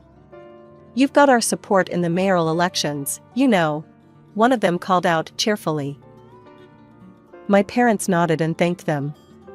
Jack's face was a mixture of awe and regret, his eyes darting between his mother and me. Vivian looked like she had swallowed something bitter, her earlier arrogance washed away by the undeniable reality in front of her. I turned back to the car, giving Jack and his mother one last look. "Well, I guess you see things a little differently now," I said, not unkindly. Their expressions, a mix of shock and realization, were all the confirmation I needed that the past, with all its hardships and heartaches, was finally behind me. The morning's revelations hadn't even settled when Jack made his move. He shoved his mother aside with such force that she stumbled. "It's all your fault, you know. You pushed her away with your nonsense," he shouted at her, his words laced with bitterness. Then, turning to me, his demeanor changed completely. He rushed over, trying to pull me into an embrace, his hands reaching out as if trying to erase everything with a simple touch. "Ellie, please, listen to me. We were good together, weren't we? I love you, I really do," he pleaded, his voice a desperate whisper. I recoiled from his touch, the warmth we once shared long extinguished by his betrayal. "Stop, Jack. Just stop," I said firmly, pushing him away with all the strength I could muster. I quickly got into the car, my heart pounding. My father, without a word, pressed the remote control, and the garage doors began to close behind us. Jack and his mother stood there, calling out, their voices a blend of desperation and disbelief. "Ellie, please, forgive us. We didn't mean any of it," Jack yelled, his voice cracking under the strain. Vivian, scrambling on the ground for the dignity she'd lost, joined in. "Ellie, my dear, I was wrong. Please." As we drove away, the finality of the moment weighed on me, but a part of me needed closure, a definitive end to this chapter of my life. As we reached the end of the driveway, I asked my father to stop the car. Jack, thinking this was his chance, ran up to the car, his face lit up with hope. His mother, a few paces behind, tried to catch up, her earlier elegance replaced by desperation. Without a word, I rolled down the window, pulled the wedding ring from my finger, and held it out for a brief moment. Jack's eyes widened as he realized what was about to happen. "This is where it ends, Jack," I said, my voice steady. With that, I threw the ring out of the window. It glittered briefly in the morning sun before landing on the soft grass beside the road. Jack's mother, ever the opportunist, rushed to where the ring had fallen, her hands scrambling through the grass. I rolled up the window, shutting out their pleas and the painful past they represented. "Let's go, Dad," I said quietly. 2 weeks later, I was back in the city, in a new apartment that felt more like home than I'd felt in a long time. I returned to work, where Mr. Jackson welcomed me with open arms and a gentle understanding that eased my transition back into routine. Jack made several attempts to contact me, each more desperate than the last. He claimed to have cut ties with his mother, begging for another chance. But some things, once broken, can't be mended. I told him it was over for good this time and blocked his number. No more words were needed. I wiped down the last table at Joe's Cafe, glancing at the clock that ticked steadily towards my freedom for the night. The diner's neon sign buzzed in the evening calm, a beacon for the occasional late-night wanderer looking for a cup of joe or a piece of pie. My apron, splattered with today's special, felt heavier with each passing minute. My shift was finally ending, and the real work, the kind that fueled my dreams, was about to begin. "Mama, I'm heading out to the Rusty Nail. They asked me to do a couple of sets tonight," I called, my voice echoing slightly in the now empty cafe. From the back, amidst the clatter of dishes, Mom's voice came, tired yet always supportive. "Sing like the angels, Elena. Make 'em listen." Inside the Rusty Nail, the atmosphere was a stark contrast to the biting cold outside. The warmth of dim lights and the murmur of scattered conversations welcomed me like an old friend. I headed straight to the tiny stage that was more an afterthought than a feature. The owner, a burly man with a smile that could light up the room, gave me a nod. "Got a good crowd tonight, Luna. Some big shot producers amongst 'em. Make it count." Luna. The name still felt new, but Mr. Carter, the producer who'd taken a chance on me a few days back, insisted it was sonorous and memorable. He was in the crowd tonight, his sharp eyes missing nothing. The set started off with some of my favorites, the notes of each song weaving through the smoky air, creating a tapestry of sound that seemed to hold the room in a trance. I poured every ounce of my soul into the lyrics, each word a testament to the years of dreaming and striving. Halfway through a particularly heartfelt ballad, I caught Mr. Carter's eye. He was nodding slightly, the ghost of a smile playing on his lips. After my set, I made my way to his table, my heart pounding not from the singing but from what this conversation could mean. "Elena, you were phenomenal," Mr. Carter said, his voice smooth like aged whiskey. "That voice of yours needs bigger stages." I blushed, tucking a loose strand of hair behind my ear. "Thank you, Mr. Carter. I'm just glad to have the gigs." He slid a card across the table. "I want you to join a course at my vocal school. Sharpen those raw edges. And then, who knows? Maybe open for some big names?" As I walked home later, under the speckled canvas of the night sky, every step felt lighter. I was going to work harder, shine brighter. Mr. Carter believed in Luna, but more importantly, I believed in myself. Ever since Mr. Carter roped me into this whirlwind of vocal drills and endless rehearsals, my life's been nothing short of a mad dash from one microphone to the next. The vocal school was tougher than anything I'd ever faced. Every day was a grind, but every note I belted out made me feel like I was inching closer to something big, something life-changing. "Elena, you're flat on the high C. Again. Focus," barked Mr. Jennings, the vocal coach who had a way of making you feel like you were back in grade school. "Sorry, I got it this time. Just, give me a sec," I replied, wiping the sweat from my brow and squaring my shoulders. "Take 5, everyone. But not you, Luna. Let's get this right," he commanded, not even looking up from his clipboard. As everyone else scattered toward the break room, I took a deep breath and prepared myself for another go.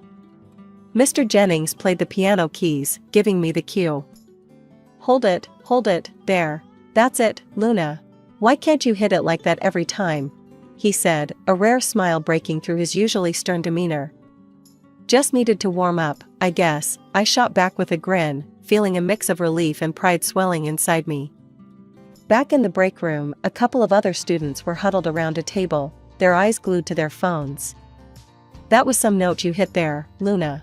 Bet you could shatter glass with that," joked Alex, a fellow student with a knack for making everyone laugh.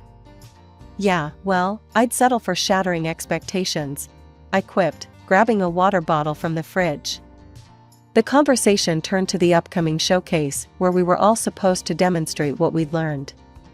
It was a big deal, with scouts and agents in the audience. Just thinking about it made my stomach do flips. "You ready for the showcase, Luna? Heard some big names might be dropping by," said Alex, his tone turning serious. "Ready as I'll ever be. Just gotta keep my cool and show 'em what I'm made of," I replied, trying to sound more confident than I felt. The day of the showcase arrived faster than a freight train. Backstage, the air was thick with nerves and hairspray. Stepping out onto the stage, the lights blinded me for a moment. I could see shadows of people out in the audience, some shifting in their seats, others silent in anticipation. The music started, and for a moment, everything else faded away. It was just me and the song. I poured every ounce of emotion I had into the lyrics, letting the melody lift me higher and higher until the final note hung in the air like a promise. The applause that followed was deafening. I couldn't help but smile, basking in the sound of it all. As I walked off the stage, Mr. Carter was waiting in the wings, his usual stern expression replaced with something softer, something akin to pride. As I changed back into my regular clothes and prepared to leave, my phone buzzed with a text from Mom. "Heard your showcase went great. So proud of you. Love you." Smiling, I typed back, "Thanks, Mom. Couldn't have gotten here without you. Love you more." Walking out into the night, the air felt different, lighter somehow, as if the evening itself was whispering of bigger stages and brighter lights just on the horizon. Life on the stage was like nothing else, and I was finally living it, big time. Mr. Carter had me opening for names that once felt like they belonged in a different universe. Each concert, each crowd was bigger, louder, more thrilling than the last. Then, at a charity gig decked out with chandeliers and swanky suits, I met David. He was one of those patrons, the kind you know have more money than they know what to do with, but he was different. He actually listened, really listened, when I sang. After my set, we got to talking, and something just clicked. "Hey, you really stole the show tonight," he said, his smile easy, his eyes kind. "Thanks, I guess I just tried to give it my all," I replied, trying to sound more casual than I felt. We started seeing each other, and it wasn't long before it turned into something real, something deep. On our 1-year anniversary, he took me to this little secluded spot overlooking the city, got down on one knee, and popped the question. My heart nearly burst out of my chest. "Yes. Of course, yes." I blurted out, before he even finished asking. It was like a fairy tale, at least until the day he decided it was time I met his parents. The nerves I felt performing in front of thousands didn't come close to the anxiety of meeting David's mother. The way she looked me up and down when David introduced me, it was clear she had already formed her opinion before even a hello. "So, Elena, David tells me you're a singer. At restaurants, is it?" Her voice dripped with something colder than disdain. "Yes, Mrs. Westwood. I perform at various venues," I responded, trying to keep my voice steady. David squeezed my hand under the table, a silent plea for me to stay cool. "Well, I suppose we all do what we can with what we're given," she sighed, as if the weight of the world was on her shoulders just thinking about my upbringing. David's father, Mr. Westwood, was a stark contrast. He arrived a few days later from a business trip, and right away, he was warm and engaging. "Elena has quite the voice, Dad. She's opened for some pretty big names." David beamed, proud as could be. "That's fantastic. Music's a tough field. Takes a lot of grit," Mr. Westwood replied, his nod filled with a respect that felt like a balm to the burn Mrs. Westwood had left. But the relief was short-lived. Mrs. Westwood's comments grew sharper, more frequent. "One must wonder how a young lady gets so far in such an industry. Surely not by keeping her virtue intact," she once remarked during a dinner, her words slicing through the air like a knife. I felt my face go hot, my hands clench into fists under the table. Mr. Carter has been nothing but a mentor to me, Mrs. Westwood. Oh, come now, dear. We all know how these things work. A girl without a father figure is often looking for one, isn't she? She chuckled, as if it was just a bit of harmless fun. Her refusal to see me as worthy gnawed at me, her words echoing in my head long after they were spoken. But David stood by me, his love unwavering. Don't listen to her, Elena. You're amazing, and that's all that matters. I wanted to believe him. I needed to believe him. But as we started planning our wedding, Mrs. Westwood's shadow loomed large, making me wonder if I'd ever really be part of their family. The morning of my wedding, I woke up with a belly full of butterflies and a heart overflowing with love. David and I had poured our souls into every detail of the wedding. It was the day we had both been dreaming of. The venue was draped in delicate whites and soft pinks, every petal and candle placed with care. It was perfect, just like I'd always imagined. As I slipped into my dress, a stunning number that made me feel like a star in one of those fancy romance flicks, I couldn't help but catch my mom's teary-eyed smile in the mirror. The ceremony started with a swell of music, and as I walked down the aisle, all eyes on me, I saw David at the altar, looking like he'd won the lottery. My nerves settled, replaced by a fierce joy. This was it. This was our moment. As we stood before the priest, hand in hand, the traditional question came. If anyone has any reason why these two should not be married, speak now or forever hold your peace. The silence that followed was expected. What wasn't expected was the sharp click of a heel and a voice that cut through the quiet like a knife. I have something to say. It was Mrs. Westwood, standing up in her finery, her face set in a mask of disapproval. Murmurs swirled through the gathered crowd as she started her tirade. This girl, Elena, is nothing but an uneducated dropout who grew up without a father. Her mother conceived her with the first man she met. Do we even know his name? The room went dead quiet, every word from her lips a slap to my face. I felt David's grip tighten around my hands, his jaw clenched. She barely scraped through school, and sings at night in eateries, in front of all sorts of men. This is not the kind of woman fit for our family, Mrs. Westwood declared, her voice ringing in the hall. Before I could shrink away, David stepped forward, his voice firm and loud. Mom, stop. I love Elena. Her past doesn't matter to me. I know her heart, her strength, and her character. That's the woman I chose to marry. His words seemed to silence the room even further, if that was possible. Mrs. Westwood looked stunned, her mouth snapping shut as she realized her son was not on her side this time. The priest cleared his throat. Shall we continue? With a nod from us both, the ceremony went on, but the poison of her words lingered, making my hands tremble and my heart race. It wasn't until the music started for our first dance that I felt a shift. David pulled me close, his hand warm on my back. Forget everyone else. It's just you and me now, he murmured as we swayed to the music. The first dance with David was like a dream. As we glided across the floor, his promises still echoing in my heart, I almost believed that the worst was over. As the last note of our song faded, Mrs. Westwood, flushed from too much champagne, stumbled to the center of the room, grabbing a microphone from the DJ. Such a lovely tradition, the father-daughter dance. Pity we won't see one tonight, eh? She slurred, her voice dripping with mockery. A hush fell over the room. I felt every eye on me, the weight of their stares like a blanket of ice. David's grip tightened on my hand, his whisper urgent. Ignore her, Elena, please. Before I could even muster a response, the side door creaked open, and a man, disheveled and dirty, staggered into the spotlight. My heart sank as Mrs. Westwood's cruel laughter cut through the stunned silence.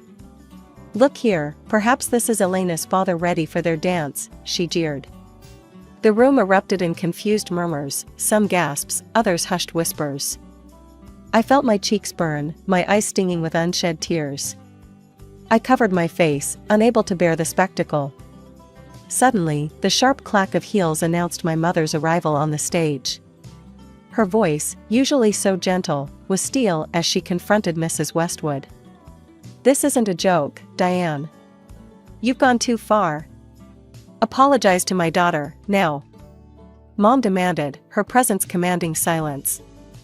Mrs. Westwood, swaying slightly, just scoffed, her sneer evident even through her slurred words. "Oh, come off it, it's just a bit of fun. Lighten up." That's when Mr. Westwood, who had been silent until now, stepped forward, his face dark with anger. "Diane, enough. What are you thinking?" He turned to the audience, his voice carrying a mix of embarrassment and authority.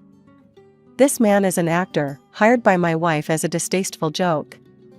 I apologize to everyone here, especially to Elena and her family."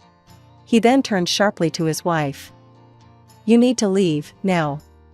With a huff, Mrs. Westwood tossed the microphone down and stormed out, her exit as dramatic as her antics.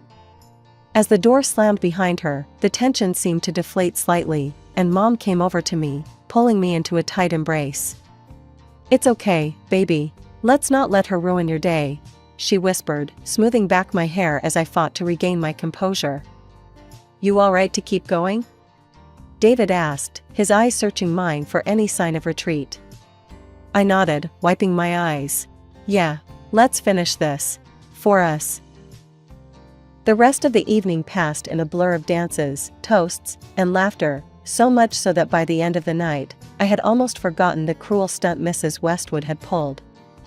Almost, but not quite. Every now and then, the memory would resurface, a sharp stab reminding me that despite the beautiful vows and the joyous celebration, a shadow lingered over our new beginning. Ever since the wedding, Mrs. Westwood had been quieter, but a tiger doesn't change its stripes overnight. When she called me about a charity event she was organizing, her voice had that same old chill. "Elena, you should come to the charity concert next weekend. There will be some truly talented singers there. It might be educational for you," she said, her words dripping with that familiar condescension. I bit my tongue to keep from snapping back. "Sounds lovely, Diane. Who's performing?" She hesitated, a scoff hidden just beneath her breath. "Oh, various artists. I can't quite remember all their names." Typical Diane, setting the stage to belittle me. But I played along. "Well, I'd love to attend. Thanks for the invitation." That very night, Mr. Carter, my producer, called with some interesting news. "Luna, you're set to perform at a charity event next Saturday. It's a big gig, lots of high rollers." I paused, a slow grin spreading across my face as I connected the dots. This wouldn't happen to be the Westwood charity concert, would it? "That's the one. How'd you guess?" Mr. Carter chuckled on the other end. "Just a lucky guess," I replied, my mind already ticking. "Carter, let's keep it under wraps that Luna is actually Elena Westwood, okay? I want it to be a surprise." He laughed, clearly amused by the idea. "You got it, Luna. They'll only see your stage name." The night of the concert, the venue was buzzing with the city's elite, all finely dressed and ready to be entertained. Mrs. Westwood was fluttering around like a peacock, greeting donors and flashing her insincere smiles. As I arrived, hidden behind the stage, I could hear her addressing the crowd. "Thank you all for coming tonight.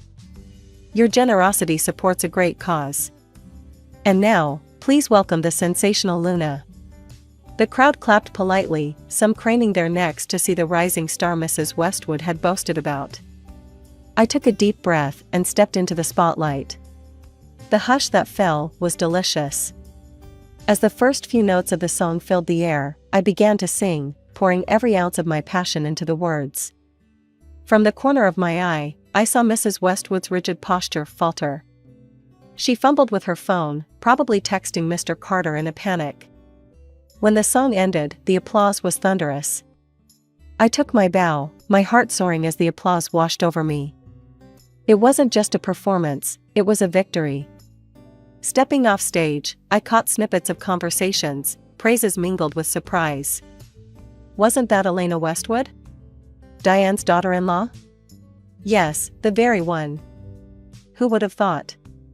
Mrs. Westwood cornered me backstage, her face a mask of fury barely contained. What is this stunt? You embarrassed me in front of all my guests. I met her glare with a calm I didn't feel. Diane, I was invited to sing. I just did my job. You said yourself you wanted to hear from talented singers. Her lips thinned into a line, and for a moment, I thought she might cause another scene. But she turned on her heel and stormed off instead. After my performance, David and I stood hand in hand, soaking in the success of the evening. My heart was still racing from the thrill of it all, but that high crashed down when Mrs. Westwood took the stage again. Her face twisted with disdain, she grabbed the microphone from the MC. While the voice may be delightful, let's not forget who we're applauding, she sneered, her voice echoing through the hall. This famous singer, ladies and gentlemen, is nothing but a bastard born of unknowns, and it's my duty to remind her fans of her true origins. The crowd murmured, the atmosphere thickening with tension. I felt my face drain of color, anger seething within me. Before I could react, my mom stepped onto the stage, elegant and composed, flanked by a man I'd never seen, a bit older than David. Enough, Diane. Mom's voice was calm, but carried an undeniable edge. I've had enough of your humiliations toward me and my daughter. It's time some truths came to light. She paused, giving the man next to her a nod. He stepped forward, an envelope in hand. After Elena's wedding, I hired a detective. We discovered some intriguing facts about Diane here. Mom continued, her eyes locked on Mrs. Westwood, who paled under the scrutiny. Years ago, Diane got pregnant by her boyfriend, who promptly abandoned her. Alone and desperate, she met her future husband online. Pretending to want a long correspondence, she actually planned to give up her baby at birth. The murmurs grew louder, the guests shifting uncomfortably as they absorbed the gravity of Mom's words. But fate intervened, Mom said. She kept the baby and met her husband, never revealing her past. The man beside Mom stepped forward, his voice steady but filled with emotion. I am that baby. Diane is my mother, abandoned me, and I was raised by foster parents. All my life, I've dreamed of meeting her, my biological mother. He held up the envelope. This DNA test confirms everything. Diane, you are my mother, and David is my brother. The hall erupted into whispers and gasps. Mrs. Westwood's face crumpled, her usual poise crumbling as the reality of her deceit was laid bare for all to see. Mr. Westwood, who had been standing off to the side, his expression unreadable, finally spoke, his voice booming over the noise. I can't believe this, Diane. To think you've lied about something so fundamental. I need time to think about all of this. Mr. Westwood turned and left the hall, his shoulders heavy. The crowd's buzzing grew louder, filled with indignation and shock at the duplicity of Mrs. Westwood.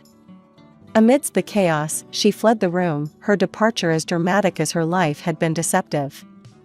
Mr. Carter, who had been watching from the sidelines, approached us, a supportive smile on his face. Elena, why don't you give us one more song? One about honesty and love, perhaps? Nodding, I took the stage again. The opening notes of the song filled the room, a melody about truth and the courage it takes to face it. As I sang, the earlier tension dissipated, replaced by a collective catharsis. The applause at the end was overwhelming, not just for the performance, but for the truth. As it rang out, I saw my mom wiping away tears of pride. After the fiasco that blew up at the charity event, things changed drastically for everyone involved. Mrs. Westwood, once the queen bee of her social circles, found herself isolated after the divorce. Mr. Westwood couldn't see past the deception, and he ended their marriage, leaving her with nothing but a modest allowance. I heard through the grapevine that her former friends turned their backs, snubbing her from gatherings and charity events that she once dominated. It's like she vanished from the social scene entirely. Meanwhile, my career took off in ways I never imagined. The scandal put the spotlight on me, and not just as a singer. People were touched by the story, by the struggle and the strength it took to face down such public betrayal.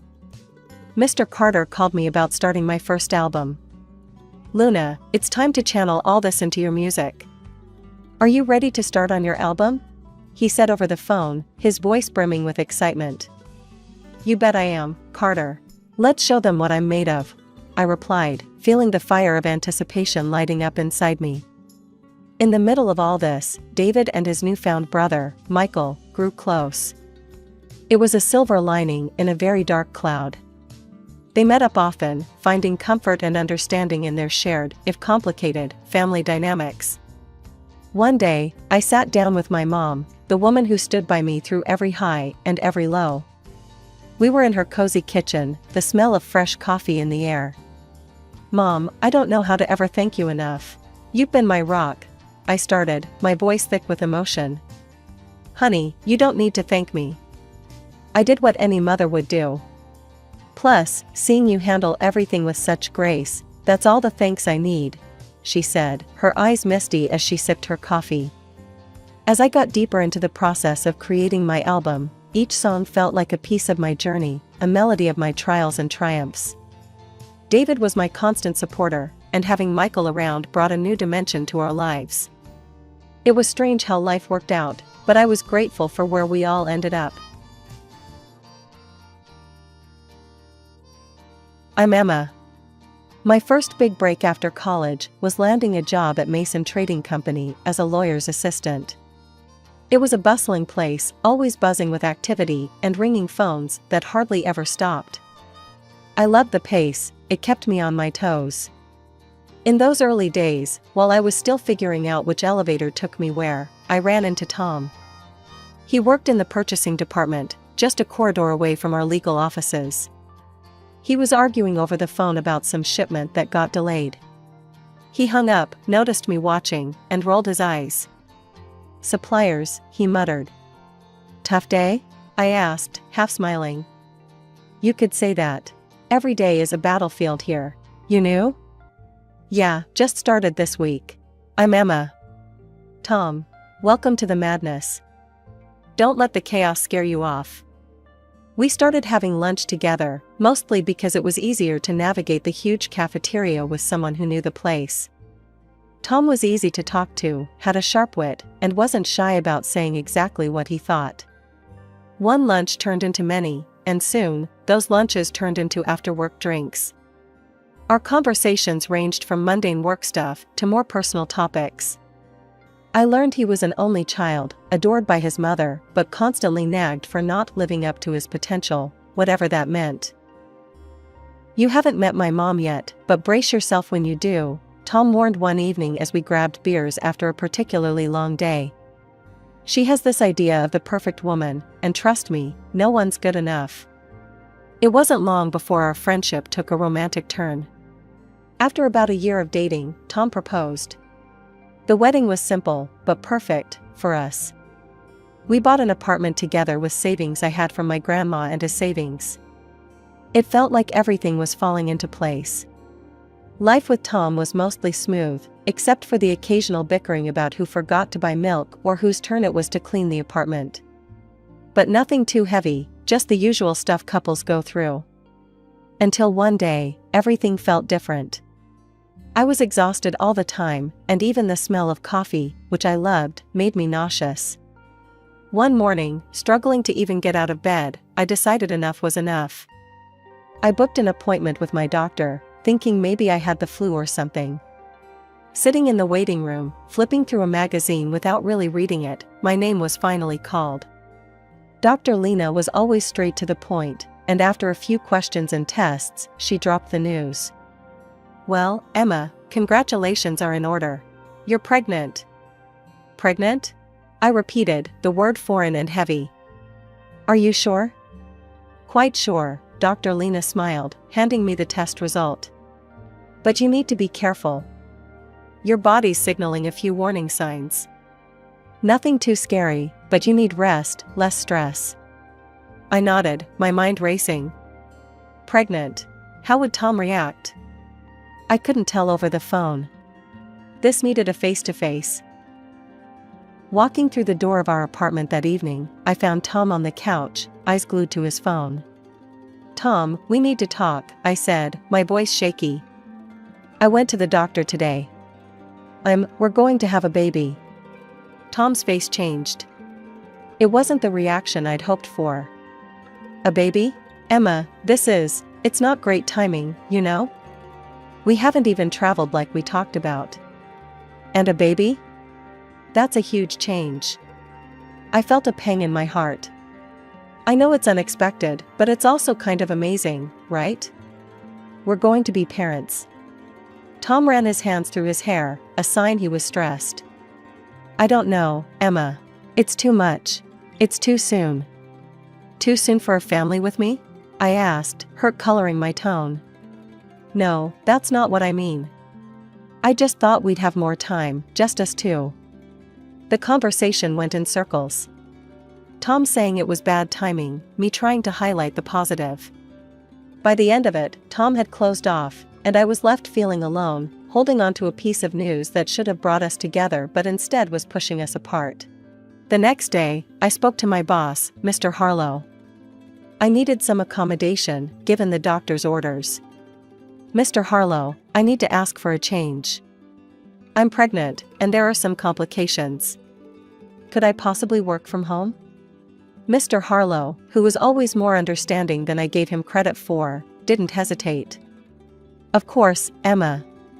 We'll set up everything you need at home. Take care of yourself and the little one.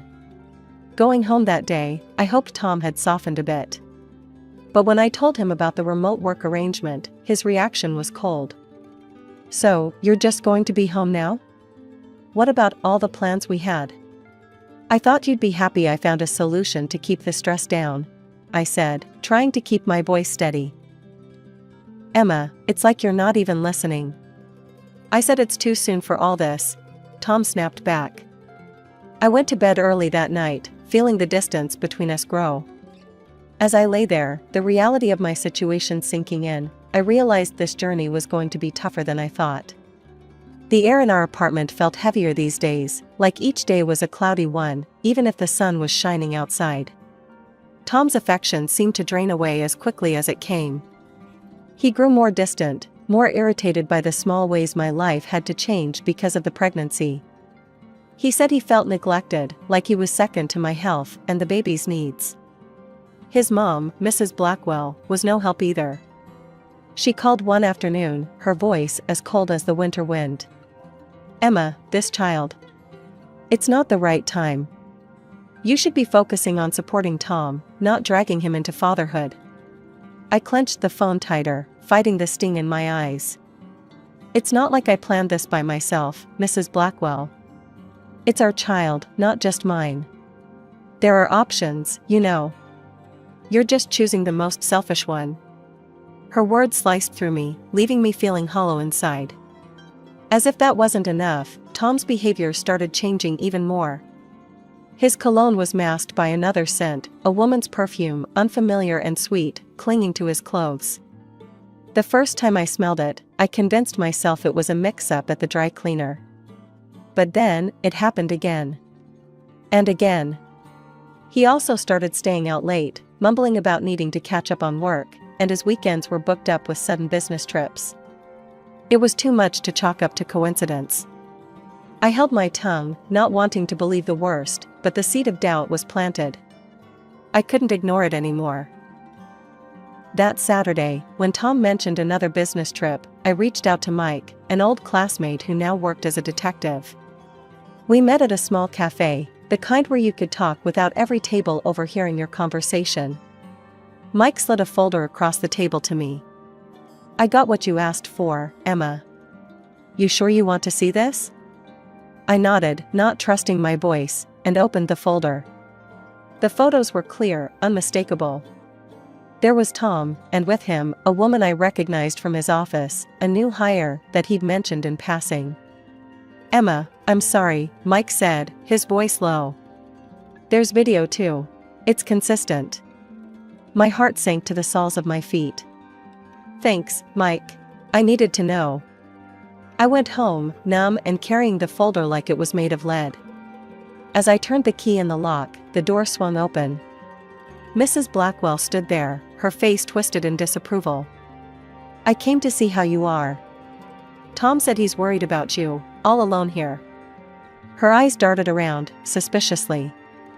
"I know about Tom. He's not on a business trip. He's with someone else, Mrs. Blackwell." She scoffed, her defense quick and sharp. "You're driving him away. Always sick, complaining, needing things. What man wants that?" "That's no excuse for cheating," I shot back, anger rising. "And you think having his baby will fix things? No one in the family wants this child, Emma. Only you." Her words were like a physical blow. "Get out," I said, my voice trembling. "Now." She threw her hands up and stormed out, slamming the door behind her. The silence after was deafening. I sat on the couch, feeling numb and hollow. 30 minutes felt like an eternity as each second passed with heavy, painful ticks, echoing the throbbing in my heart. My mind was racing, but a dreadful resolve settled over me. I had to face Tom and see the truth with my own eyes. Mike had given me all the details I needed. There at the Grandview Hotel, room 718, he'd said, his voice filled with reluctant professionalism. My hands were shaking slightly as I parked the car and walked into the hotel lobby, my stomach in knots. I took the elevator, my heart pounding in my ears with each floor it passed. When the doors opened, I stepped out into a brightly lit hallway that felt too cheery for what I was about to do. Room 718 was just down the hall, and as I approached, I could hear laughter and the clinking of glasses. My hand trembled as I knocked on the door. "Room service must be here with the champagne." I heard a woman's voice, chirpy and carefree. After a few seconds that felt like hours, the door swung open. Tom looked out, his expression changing from anticipation to shock in an instant. "Emma? What? How did you find?" "I know everything, Tom," I said, my voice stronger than I felt. Without waiting for an invitation, I pushed past him into the room. The sight that greeted me was like a slap. There she was, his mistress, half-dressed, scrambling to cover up as if modesty meant anything now. Tom recovered from his initial shock and his face hardened. "Why are you here, Emma? To spy on me? To beg?" "Beg?" I echoed, incredulous, feeling a bitter laugh rise in my throat. "I came for the truth, not that you'd know anything about that." He scoffed, stepping closer. "You want the truth? Here it is. I'm not happy with you anymore. You're always so wrapped up in yourself and this baby." His mistress, now somewhat dressed, smirked and added, "Maybe if you paid more attention to him, he wouldn't be with me." Her words stung, but it was his agreement, the nod he gave her, that twisted the knife deeper. "Yeah, you should be thanking us. We're just waiting for your baby to be born. Then I can finally move on properly." The room spun around me, and a sharp pain stabbed through my abdomen. I doubled over, gasping, the shock and pain mingling into a nauseating swirl. "Tom, I think something's wrong," I managed to say, my voice a whisper of desperation. "Please, call an ambulance." He and his mistress exchanged a look, a quick, dismissive glance, and then he turned back to me. "You're probably just overreacting, like always." They dressed quickly, stepping over me as if I were just another obstacle in their path. The last thing I saw before darkness claimed me was the closing door, the click of it shutting echoing ominously in the cold, empty room. I woke up to the gentle, yet urgent, voice of a maid trying to rouse me. Ma'am, can you hear me?" Her face swam into view as I blinked away the darkness clouding my vision. The pain was still there, a dull ache that seemed to echo through my entire body. "Where am I?" My voice sounded hoarse, foreign even to my own ears. "You're still in the hotel room, dear. I found you on the floor. I'm calling an ambulance now." True to her word, the next thing I knew, I was being wheeled through the emergency room. The hospital lights were harsh, blinding, as nurses and doctors swarmed around, their voices a cacophony of concern that I could barely comprehend. They asked questions, too many questions, but all I could think about was the betrayal and the pain. Tom never showed up at the hospital. Neither did his mother.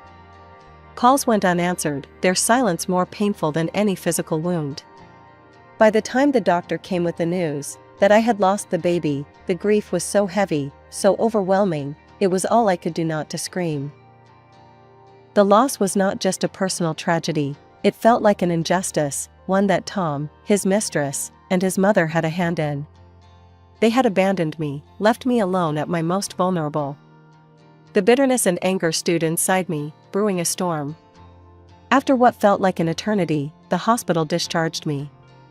I drove straight to our apartment and began packing Tom's things. Each shirt I folded, each sock I threw into the box, was a severance, a cutting of ties. With his belongings piled in the trunk of my car, I drove to Mrs. Blackwell's house. I didn't bother with niceties. I unloaded his things right in the driveway, letting them fall wherever they may. I didn't knock, I just walked in. Mrs. Blackwell was sitting in the living room, a look of resignation on her face. She knew why I was there. "Emma," she started, her tone weary, "you should just leave. Take what dignity you have left." "Dignity?" I laughed, but there was no humor in it. "You think I came here for a lecture on dignity from you? He's my son. I stand by him. And he will be better off without you," she said bluntly. "He has excellent lawyers. You'll only embarrass yourself." At that, something snapped inside me. "Do you even care that your grandchild is gone? That your son left me alone in a hotel room to lose his child?"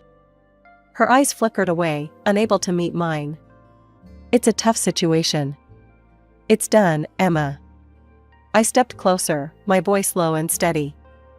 "How did you feel, as a mother, knowing what happened? Knowing your grandchild was lost?" She didn't answer, just looked away, a crack in her composed facade. "I will see your son in court," I said, the words heavy with promise. "You can tell him that." Turning on my heel, I left her sitting there, alone with the weight of her choices. As I walked back to my car, the cool air felt sharp against my skin, but my path had never been clearer. I would fight. Not just for me, but for the life that was lost, and for the truth that needed seeing the light of day. Stepping into the courthouse, I felt every eye on me, or maybe it was just the weight of what was about to happen pressing down. My best friend from college, Lucy, was right beside me. She'd become a shark in the courtroom, known for tearing apart even the slickest defense. When I told her about everything, she didn't hesitate. "I've got this, Emma. And don't worry about the fees. This one's on me," Lucy had said, her voice fierce and reassuring. We sat at our table, papers neatly arranged, evidence at the ready. Across from us, Tom and his mistress looked competent, a smugness that irked me. As the proceedings began, their lawyer painted a picture of me as unstable, broken by grief into fabricating stories. The plaintiff has suffered immense emotional distress, yes, which has led to these wild accusations. There is no substantial evidence of any affair or wrongdoing on my client's part. When it was our turn, Lucy stood, her presence commanding the room. "Your Honor, not only do we have substantial evidence, but we also have a testimony that will corroborate everything my client has claimed." She presented the photos first, clear and undeniable proof of the affair, passed around for the judge and eventually to the opposing counsel who looked visibly shaken as they viewed them. Next, Lucy played the video from the hotel. The room fell silent as the scene played out. I enter the hotel, then Tom and his mistress, laughing, hugging, leave the hotel without a hint of concern. "But that's not all," Lucy continued. She called the maid who found me to the stand. Her testimony was simple, but powerful. "I found her on the floor, unconscious. They were gone. She could have died." Tom's face had gone white, and his mistress couldn't sit still, her leg bouncing nervously. When they were given a chance to respond, Tom stood up, his voice shaky. This isn't how it looks. We were just scared and confused." "Scared? So you leave your pregnant wife unconscious on the floor?" Lucy shot back, her tone icy. The judge took everything into consideration, the weight of the evidence, the testimonies. After what felt like a lifetime, he spoke. "I find in favor of the plaintiff, Emma Blackwell." The evidence of infidelity and negligence is overwhelming. I am granting a 50-50 division of all marital assets, as well as financial compensation for the emotional distress caused by the actions of the defendants." As we walked out of the courtroom, Lucy elbowed me gently, a victorious glint in her eye. "How's that for justice?" I managed a small smile, feeling a mix of relief and sorrow. "Thanks, Lucy. I couldn't have done this without you." Life had been limping back to normal after the courtroom drama. I bought a small apartment, and every new piece of furniture, every picture hung, was a step away from my past torment. The only shadow that loomed over my fresh start was seeing Tom and his mistress together at work, a constant reminder of the betrayal. One afternoon, as I was sorting through some legal briefs, my phone buzzed with a number I hadn't seen in a while. It was Tom's mother, Mrs. Blackwell. "Emma, could we meet?" I need to talk to you." Her voice trembled over the phone. I hesitated, memories of our last encounter flashing through my mind. "Why should I meet you, Mrs. Blackwell?" "It's about Tom, and your company." "Please, I wouldn't ask if it wasn't important." Curiosity piqued and a bit of old loyalty to the company that stood by me, I agreed. We met at a small cafe, away from prying eyes. She looked worn, her eyes rimmed with red, as if she had been crying. "Tom, he's not the boy I raised anymore," she started, not meeting my eyes. "He and that woman, they're planning to cheat the company, sell off assets, and they want to force me out of my home." Her words hung heavy between us. I was still processing when she grabbed my hand, her grip surprisingly strong. "Please, you're the only one I can trust to stop this." The plea in her eyes was real, but so was my reluctance. "Mrs. Blackwell, your family drama is not my business anymore." "It's not just family, Emma. It's your company too. They're planning something big. It could ruin everything." Her urgency struck a chord. I was, after all, part of that company. It had given me a chance when I was just a college grad, and many of my colleagues were like family. "All right, I'll look into it," I conceded, more for the company than for her. Back at work, I started digging. I quietly pulled records and contracts, tracing the trail of transactions Tom and his mistress were involved in. It didn't take long to spot irregularities. The numbers didn't add up, goods were being purchased at inflated prices, far above market value.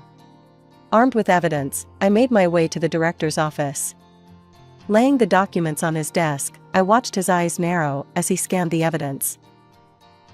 "This is serious," Mr. Harlow stated flatly, looking up at me. "I'll handle this from here. Thank you, Emma. You may have just saved this company from a significant loss." Leaving his office, I felt a mix of relief and anticipation.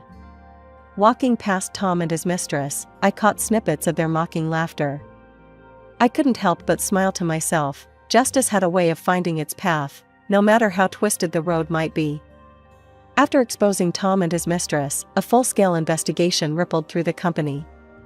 As it unfolded, I was often called to testify, detailing every discrepancy and irregular transaction I had uncovered. The courtroom once again became a familiar setting, but this time I stood confidently, bolstered by the truth and the mountains of evidence that supported our claims. The legal battles were intense and draining. Tom and his mistress faced the consequences head-on. The company, having suffered significant potential losses, pursued justice relentlessly, culminating in a multi-million-dollar lawsuit against the duo. The verdict was as expected, guilty. The court's decision barred them from holding any senior positions in the future, a fitting end to their corporate malfeasance. Amidst the chaos, my own career took a surprising but welcome turn. The company recognized my efforts and promoted me to a senior lawyer, an acknowledgement that came with a significant award. One quiet afternoon, as I was organizing files in my new office, a spacious room with a view of the city skyline, my phone rang. The screen displayed a number I hadn't seen in a long while. "Mrs. Blackwell." "Emma, it's me," her voice came through, tinged with humility, a stark contrast to our last encounters. I wanted to thank you for saving my home from being sold out from under me." Her gratitude was genuine, and despite everything, I felt a twinge of sympathy for her. "You're welcome. I did what I felt was right." There was a pause, a breath of silence, before she added, "I was wrong about you, Emma. So very wrong. I used to think you didn't deserve my son, but I've come to realize it was he who didn't deserve you." Her words, unexpected and raw, took me by surprise. "Thank you for saying that. It means more than you might know. Could we meet? I'd like to apologize properly, face to face," she suggested, a hint of hope in her tone. I considered her request. "All right, Mrs. Blackwell. Let's meet." We decided on a quiet cafe, neutral ground, for what was to be a frank conversation. Sitting across from her, I saw the changes the months had wrought on her. Gone was the haughty demeanor, replaced by a somber reflectiveness. "Emma, I'm sorry for everything. I was blinded by my own expectations, my own desires for Tom, that I couldn't see the truth. You were always the stronger person, and I admire that deeply now," she confessed, her eyes not meeting mine. "It's been a tough journey for us all," I acknowledged, my voice steady. "But your apology is accepted, Mrs. Blackwell." We talked more, about life, about lessons learned. It was clear that friendship wasn't on the table, but mutual respect hung in the balance, a fine thread that connected our shared history. Leaving the cafe, I felt lighter, as if her words had lifted some of the shadows of the past. I walked back to my office, past the now empty desks of Tom and his mistress, a reminder of the bullet dodged.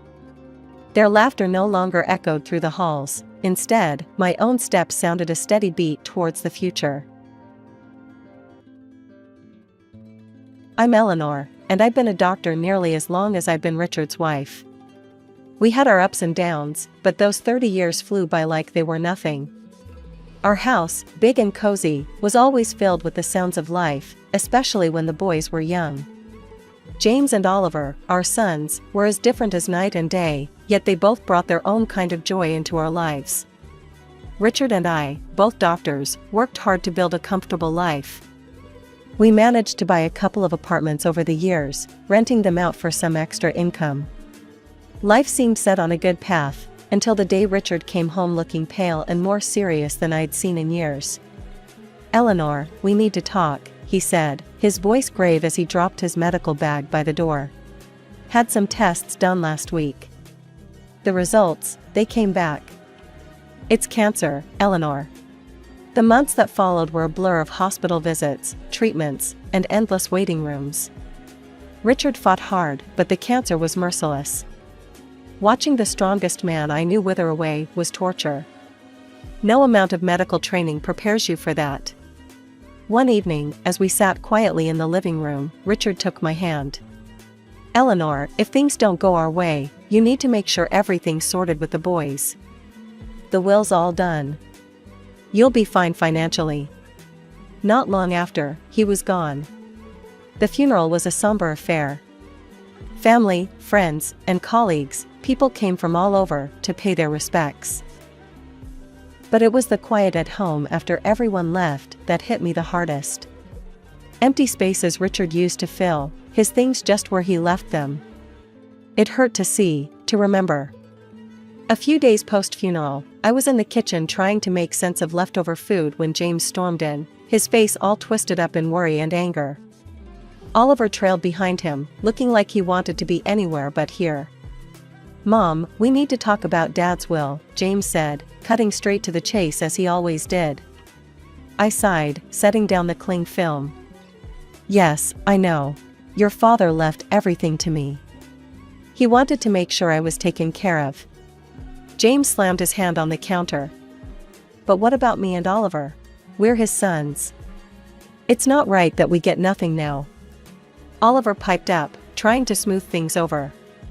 "James, let's not jump into this so hot-headed. Mom's still grieving. We can sort this out without arguing." James shot him a glare. "Easy for you to say. You're not thinking about the future. I am." I leaned against the counter, feeling the weight of their stares. "Your father and I built this together. He trusted me to handle things. But I hear you, James. It's not my plan to cut you out. So, what, then? James said, crossing his arms, his voice rising a notch. We just wait until, what? You think it's a good time to give us our share? James, watch your tone, I snapped, my patience fraying. I am still your mother. Oliver stepped between us, his hands up like a referee. Both of you, please. This isn't helping. Mom, maybe there's a middle ground here? I nodded, rubbing my temples. Okay, here's what we can do. The apartments your father and I invested in. The ones downtown? James interrupted. Yes, those, I continued, shooting him a look that told him to zip it for a minute. I was thinking, you each take one. They're yours to live in or rent out. And from the savings, let's say $25,000 each, to help you get started on whatever you need. James chewed on his lip, clearly doing the math in his head. And the rest of the stuff? The house, the money? That stays with me. For now. When I'm gone, it'll come to you, as per your father's wishes, I said firmly. James looked like he wanted to argue more, but Oliver nudged him. Let's think about this, man. It's a fair start. Mom's not leaving us in the cold. James finally nodded, tight-lipped. Fine. But I want this in writing, Mom. No more surprises. Of course, I agreed. We'll get everything documented properly. As they left the kitchen, I could hear Oliver hissing at James. Give her a break, will you? She's doing her best. James muttered something under his breath I couldn't catch, and I didn't really want to. As I washed up the dishes, I wondered if Richard could see us, and what he'd think. I hoped I was doing the right thing, but only time would tell. And time, that tricky thing, wasn't always a friend. It was a sunny afternoon, a rare kind that makes everything seem alright, when James brought Isabella over to meet me for the first time. They hadn't been dating long, but James was already head over heels. You could tell by the way he was fussing over her, which wasn't like him at all. They walked in, and right off the bat, Isabella had this air about her, like she owned the place. Dressed to the nines, she breezed into my living room with barely a hello, her eyes scanning everything. Nice place you've got here, she said, flipping her hair back as she sat down without waiting for an invitation. James was grinning like a fool beside her. I forced a smile, trying to be the good host. Thank you, Isabella. Can I get you anything? Coffee, tea? Coffee sounds lovely, she replied, then turned to James. Babe, make sure it's black, no sugar. James nodded and headed to the kitchen. That left me alone with her, sitting in my own living room, feeling like the guest. The silence was awkward until she broke it. So, James tells me you're pretty well off, she started, eyeing the decor. I'm used to a certain standard, you know? My parents made sure of that. That's good to hear, I said, not sure what else to add. James came back with the coffee and handed Isabella her cup. She took a sip and made a face. It's all right. Anyway, we've been discussing our future together. Planning ahead, you know?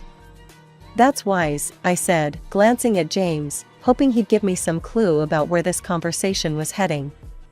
Isabella set her cup down. Yeah, and speaking of planning, we were thinking about the wedding. You know I want something special, James has probably told you. I saw this place, perfect for a rehearsal dinner, but it's a bit pricey. It's about $30,000. I choked on my coffee. $30,000? Just for the rehearsal dinner? James jumped in. Mom, it's important to Bella. We want to start things off right. I put my cup down, feeling a storm brewing inside. Look, that's a lot of money for a dinner, Isabella. We need to be reasonable. Isabella's face hardened. Reasonable? James says you have the means. I don't see why we should compromise on something that important. James was nodding along with her, but I could see the unease in his eyes. He knew he was asking too much. I'm all for celebrating, I said, trying to keep my voice even. But $30,000 is beyond excessive. I can't justify that. Isabella stood up, her chair scraping loudly against the floor. "I'm not used to compromising on my standards, Eleanor. I was clear with James that I expect a certain lifestyle." James tried to smooth things over. "Mom, maybe we can find a middle ground?" "There's no middle ground on $30,000 for a dinner, James. That's final," I snapped, losing my patience. Isabella picked up her purse, glaring at me. "Fine. If that's how it's going to be, then maybe we need to reconsider some things." They left soon after. I sat there, reeling from the encounter. The nerve of that girl, coming into my home, drinking my coffee, and telling me how to spend my money. It felt like a slap in the face, a wake-up call I wasn't ready for. I was out at the grocery store when James and Isabella decided to drop by again. By the time I got home, Oliver was awkwardly entertaining them in the living room. The atmosphere was tense, the kind that makes you want to turn around and leave, but it was my house, so I braced myself and walked in.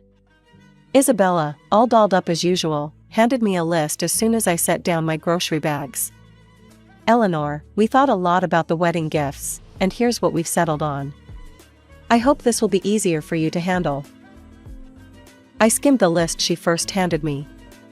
It was surprisingly sensible: kitchen appliances, some nice china, even a couple of pieces of furniture. "This seems quite reasonable," I said, feeling a momentary relief. "I think these are wonderful choices." "Really?" James looked at Isabella, a hopeful expression crossing his face. But just as I was about to discuss where we could buy these items, Isabella's expression changed abruptly. She gasped, "Oh no, this isn't right. Give that back." She snatched the list from my hands and rummaged through her purse, pulling out another sheet of paper. "Here's the actual list." This new list was nothing like the first. It included an apartment, a luxury car, an exclusive vacation, and even diamond jewelry. My jaw dropped. "Is this some kind of joke?" Isabella didn't flinch. "No joke, Eleanor. These are the gifts we expect. Only the best for our wedding." I stared at her, then at James, waiting for him to say something, anything to suggest he didn't agree with this madness.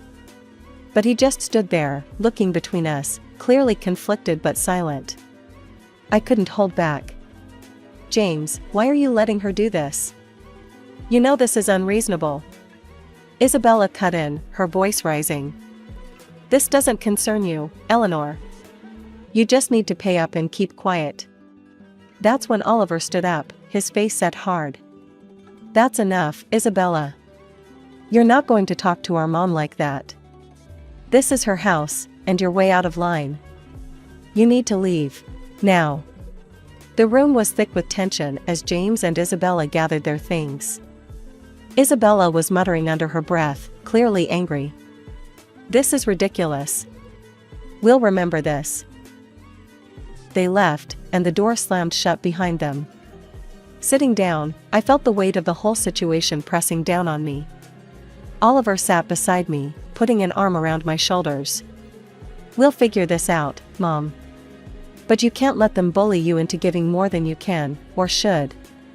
It's not right." He was right, of course. But as I sat there with my son, I couldn't help but worry about James. How had things gotten so out of hand? How could he not see what this was doing to our family? The silence that followed was filled with unsaid worries and fears for the future. I knew then that this was far from over. It was only going to get tougher from here. The weeks that followed were a constant barrage of phone calls from James. Each one was more demanding than the last, his tone desperate, almost frantic at times. "Mom, you don't understand. I can't look poor next to Bella's family," he'd argue, his voice cracking with stress. "You have the money. Why can't you just help me out here?" I sat at the kitchen table, phone pressed against my ear, feeling a knot in my stomach. "James, it's not about the money. It's about living within your means. Bella's expectations, you can't sustain that, not without going into serious debt." He'd scoff, his frustration boiling over. "What do you know about it? I'm not going to live like a beggar. I need more from the inheritance, now." The demand stung. James, I've offered to cover half the wedding costs up to $15,000 and give a $5,000 gift. That's more than generous. Everything has to be agreed upon with me, though. No surprises. There was a pause, then a sharp laugh from him. That's nothing. You're just being stingy. You have $1 million sitting there. Why are you holding out on me? Because it's not just about the money, I replied, my patience wearing thin. It's about not feeding into this fantasy that's going to ruin you. He yelled now, loud enough that I had to pull the phone away from my ear. I don't need this. I'll handle it my way. Forget you. And then, just like that, the call stopped. Months passed in silence. I tried to busy myself with daily routines, trying not to worry about James, but the peace was short-lived. The phone rang one afternoon, and it was my sister-in-law, Anita. Eleanor, I thought you should know. Anita's voice was hesitant, careful. James is flying all the wedding guests to Hawaii. He sold his apartment to fund it. And he expects you to get there on your own. He mentioned you weren't interested in helping, so. I hung up, a mix of anger and sorrow churning inside me. How could he be so reckless? Before I could process it all, Oliver came into the room, his expression grim. Mom, there's something you need to hear. I recorded their conversation when they were sitting here in the living room. He handed me an audio recorder. I pressed play, and the voices of James and Isabella filled the kitchen. James, your mom is just a nasty old woman with a fat wallet. We need to squeeze as much as we can out of her and then cut her off. James's voice responded, chillingly agreeable. Whatever it takes, Bella. I'm not going to let her control us. If it comes down to it, I'll kick her out in her underwear. I turned off the recorder, my hands trembling. To hear my own son speak like that about me, his mother, it was too much. The room spun as I tried to comprehend the depth of his betrayal. Flying to Hawaii was a decision I didn't make lightly. Oliver was by my side, both of us tense but determined to face whatever awaited us. When we landed and approached the venue, I was taken aback by the sheer opulence of it all. Flowers everywhere, lights strung like stars across the evening sky, and music floating in the air. As we walked into the gathering, I spotted James and Isabella mingling with guests. They looked like a picture-perfect couple, all smiles and laughter. My heart ached to see my son so lost in this fabricated paradise. Before I could take another step towards them, Isabella spotted us. Her smile vanished, replaced by a scowl as she marched over, her high heels clicking angrily against the stone pathway.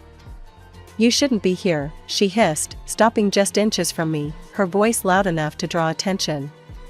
This is my day, and you're not welcome. I was stunned, but before I could respond, her parents, who had overheard, came over. Her father, a tall, stern-looking man, spoke first. Isabella, that is no way to speak to your guest, much less to James' mother. His tone was harsh, a reprimand that made her cheeks flush with embarrassment. Her mother, looking equally appalled, turned to me with an apologetic smile. Eleanor, please, come with us. Let's find you a place to sit. They guided us away, leading us to a table at the edge of the setup, clearly an afterthought with no proper setting. The ceremony started soon after, with speeches that felt hollow given the tension. Then, unexpectedly, I was handed the microphone. I stood, my legs shaky, but my resolve firm. I came here today to wish my son and his new wife a happy future, I began, my voice steady despite the trembling inside. But I also believe in honesty and integrity, something that's been sorely missing from the events leading up to this day. Isabella's face went from pink to red, her eyes glaring daggers at me. I was asked for money, time and again, in amounts that no reasonable person would find justifiable. When I couldn't meet these demands, I was threatened with separation from my family and future grandchildren. My voice cracked a bit, but I pressed on. Oliver, seeing my distress, stepped closer, placing a supportive hand on my shoulder. I nodded at him, then turned on the audio recording he had made. Isabella's voice filled the air, cold and calculating, discussing how they would milk more money from me. James' voice agreed, saying he was prepared to leave me with nothing for the sake of his bride. The crowd murmured, the air thick with shock and disapproval. I turned off the recorder, the silence heavy. I gave my son an apartment and $25,000, and yet, it was never enough. Today, I'm making it clear, I will not be treated as an ATM or threatened. I am disowning James and Isabella.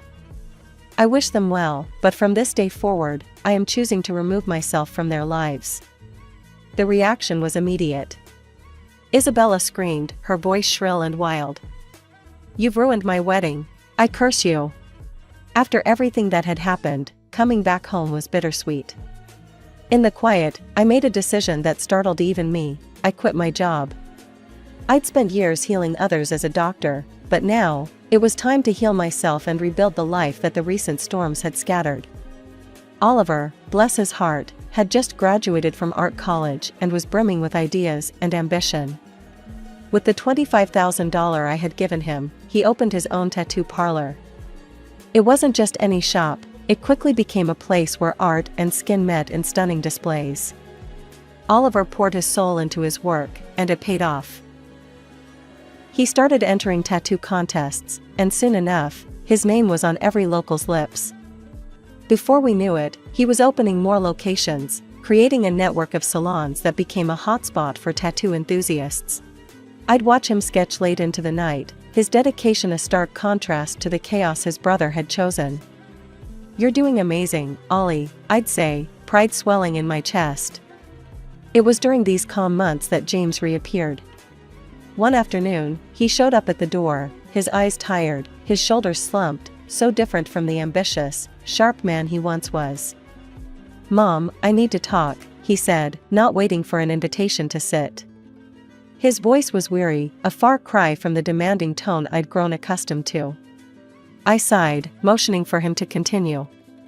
What is it, James? It's Bella, she's driving me insane. Wants more and more, nothing's ever enough. I got a second job, but it's still not enough for her. His words were desperate, but they couldn't erase the past so easily. James, I warned you. I told you, living like that, with someone like her, it's unsustainable. He rubbed his face, frustration clear. I know you did, but I thought. His voice trailed off, hopelessness taking the place of explanation. Thought what?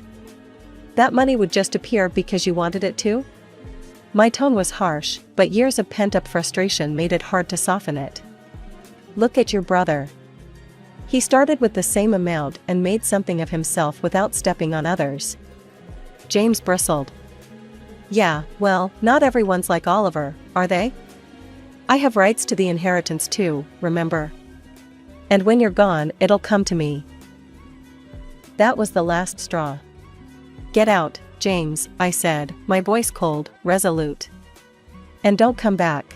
Not this time. You chose your path. His jaw tightened, and for a moment, I thought he might argue more. But then he turned and walked out, the door slamming shut behind him. As I stood in the silence that followed, Oliver came downstairs, having heard the last part of our exchange. Are you okay, Mom?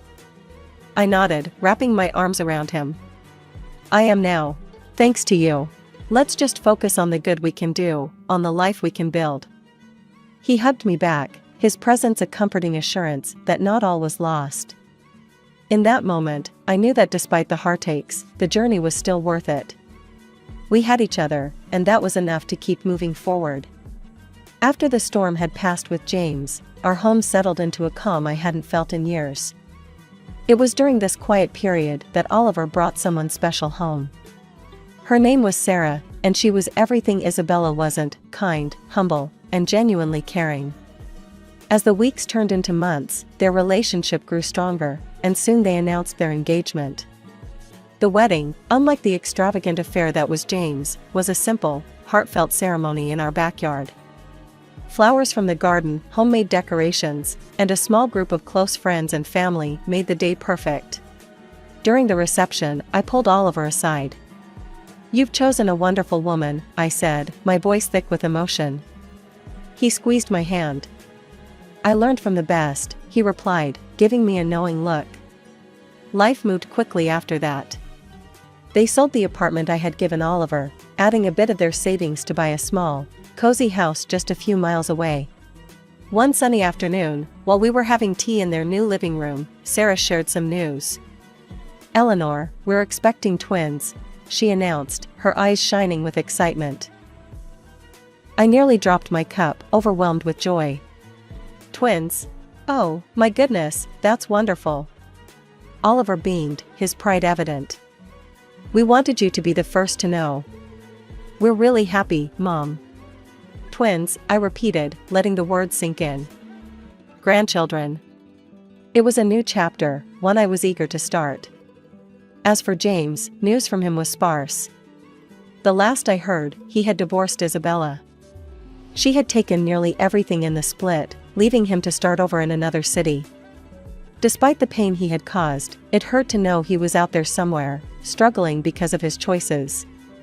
One evening, as I sat looking through old photo albums, Oliver came and sat beside me. He noticed a picture of James and me from years ago. "Do you ever hear from him?" he asked softly. I shook my head. "No. After everything, he's chosen his path, and I have to respect that, even if it breaks my heart." Oliver put an arm around me. "He's still my brother, Mom. Maybe one day, he'll come around." "Maybe," I agreed, not really sure if I believed it. "But for now, we have plenty to keep us busy, especially with those twins on the way." Oliver chuckled. "Yeah, you're about to be the busiest grandma in town." We both laughed, the sound filling the room with warmth. Despite the past, despite the mistakes and heartaches, this moment, here with Oliver, felt like everything was exactly as it should be. Life was moving on, and so were we, with new hopes and dreams just on the horizon. I'm Lydia, and I've lived a life that's straight out of a storybook, minus the fancy trimmings. I was a teacher for most of my years, shaping minds and wiping noses. Life took a sharp turn when I lost my husband, Tom, in a car crash. Our son, Michael, was just 7 then, and he became my whole world. When my folks passed, they left me a bit of money. I used it to pay off debts and bought a snug little house in the suburbs. It was just me and Michael against the world, and that was enough for us. Now Michael, he grew up smart and kind, every mother's dream. He got himself through college studying computers and landed a decent job right out of school. What's more, he chose to stick around at home. I never minded, the house felt fuller with him in it. Things took an unexpected turn when Michael met Jessica. She was a sharp one, tall, with a head full of curls and a smile that seemed to know more than it let on. I wanted to like her, I truly did. But something about her just didn't sit right with me. The day he brought her home to meet me, she was all sweet talk and compliments. "Mrs. Connor, your home is absolutely lovely, so warm and welcoming," she exclaimed as she toured the living room. "Thanks, dear. We like it cozy around here," I replied, trying to make her feel at home despite my reservations. Over dinner, their news dropped like a lead balloon. "Mom, we've been thinking about the future a lot lately, and, well, we're getting married," Michael announced, his eyes bright. I nearly choked on my water. "Married? That's wonderful." I managed, my voice a bit too high. Jessica beamed, reaching across the table to squeeze my hand. "We want to do it soon, just a small thing, you know? Nothing fancy," she added quickly, as if to cushion the blow. I nodded, plastering on a smile. "Of course, whatever makes you two happy." But as the wedding plans rolled on, and Jessica's true colors started showing when she thought I wasn't looking, I caught snippets of phone conversations, bits of her saying not so nice things about me. I kept my cool, never let on that I knew. I just made a mental note, "Watch your back, Lydia. This girl's not what she seems."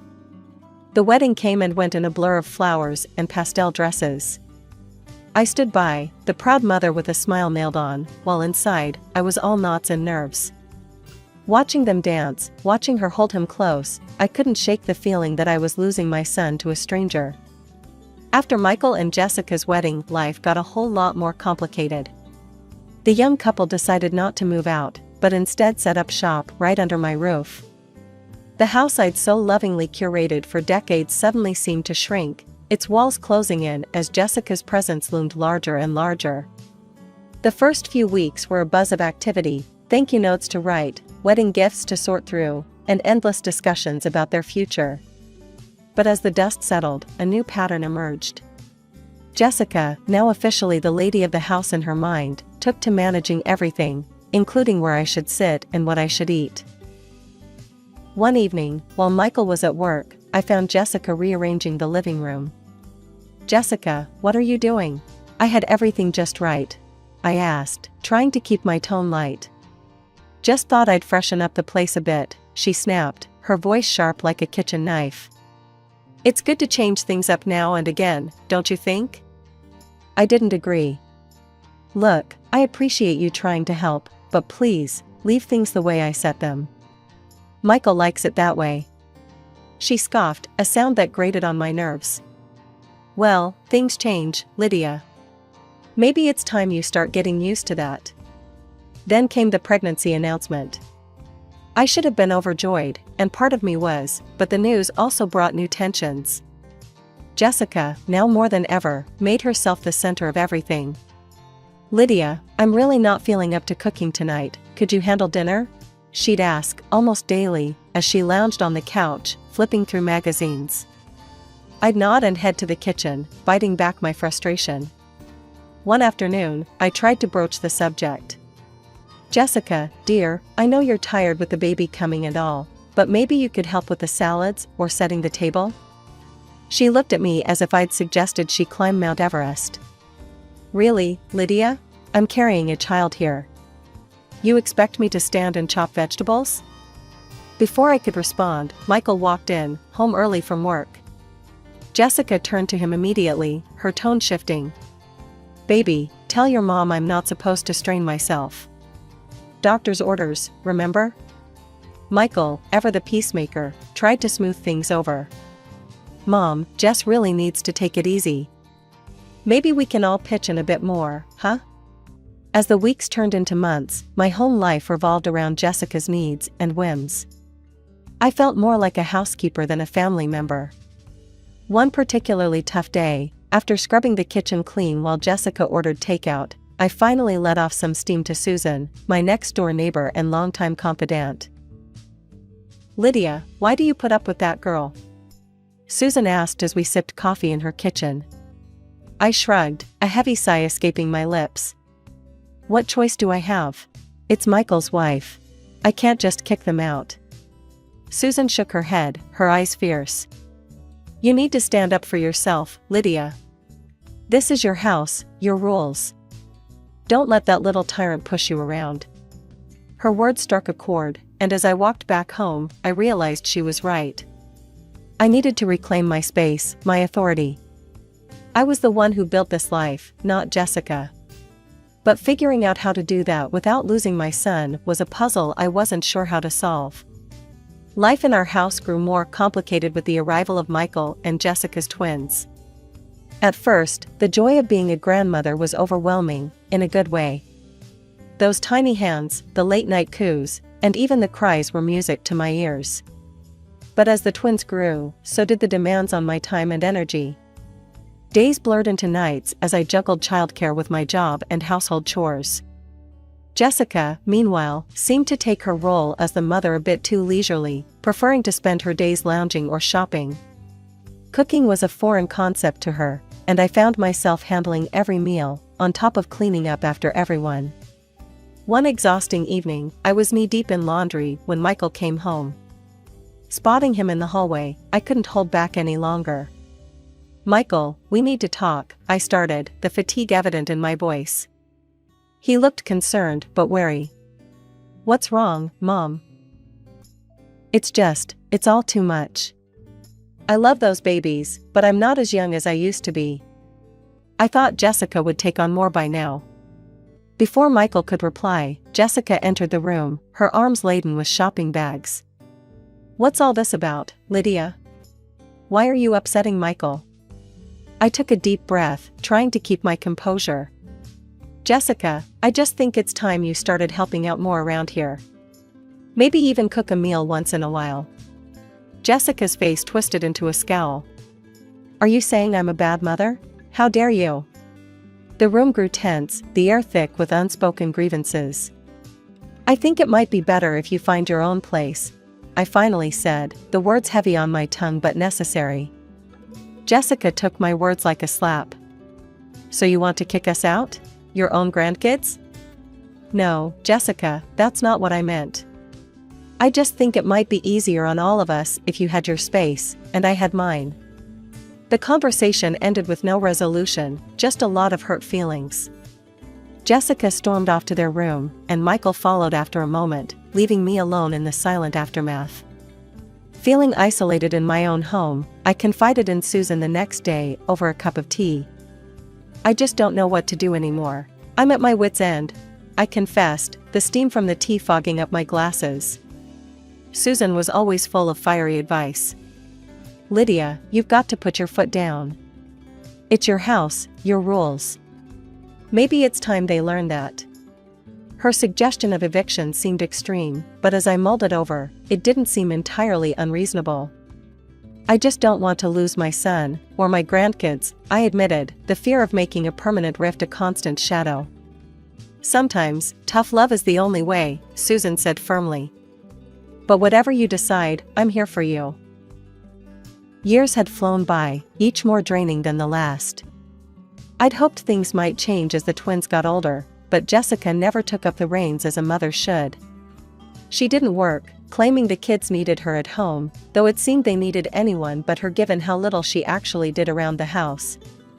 On the morning of my 58th birthday, I woke early, stirred by a mix of anticipation and loneliness. I baked a cake, chocolate, everyone's favorite. I decorated it with the simple tools I had, thinking of the small pleasures that used to light up Michael's face when he was a boy. By the time the afternoon rolled in, the cake sat on the counter, its sweet aroma filling the kitchen. I waited, listening for the sounds of the car pulling up, the kids' laughter spilling in as they returned from kindergarten.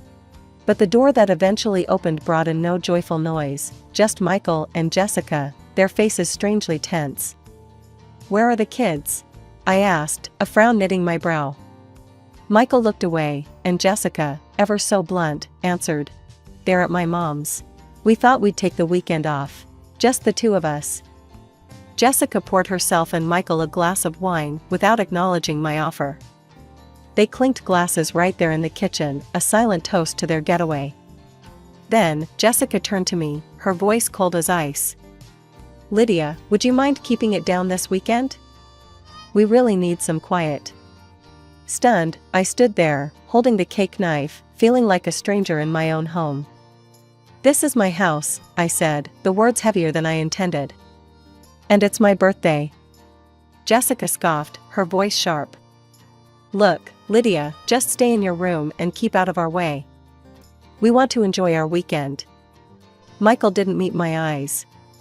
Mom, please, just this once. The pain of his betrayal was sharper than any knife I'd ever held. Your once is every time, Michael, I whispered, my voice cracking.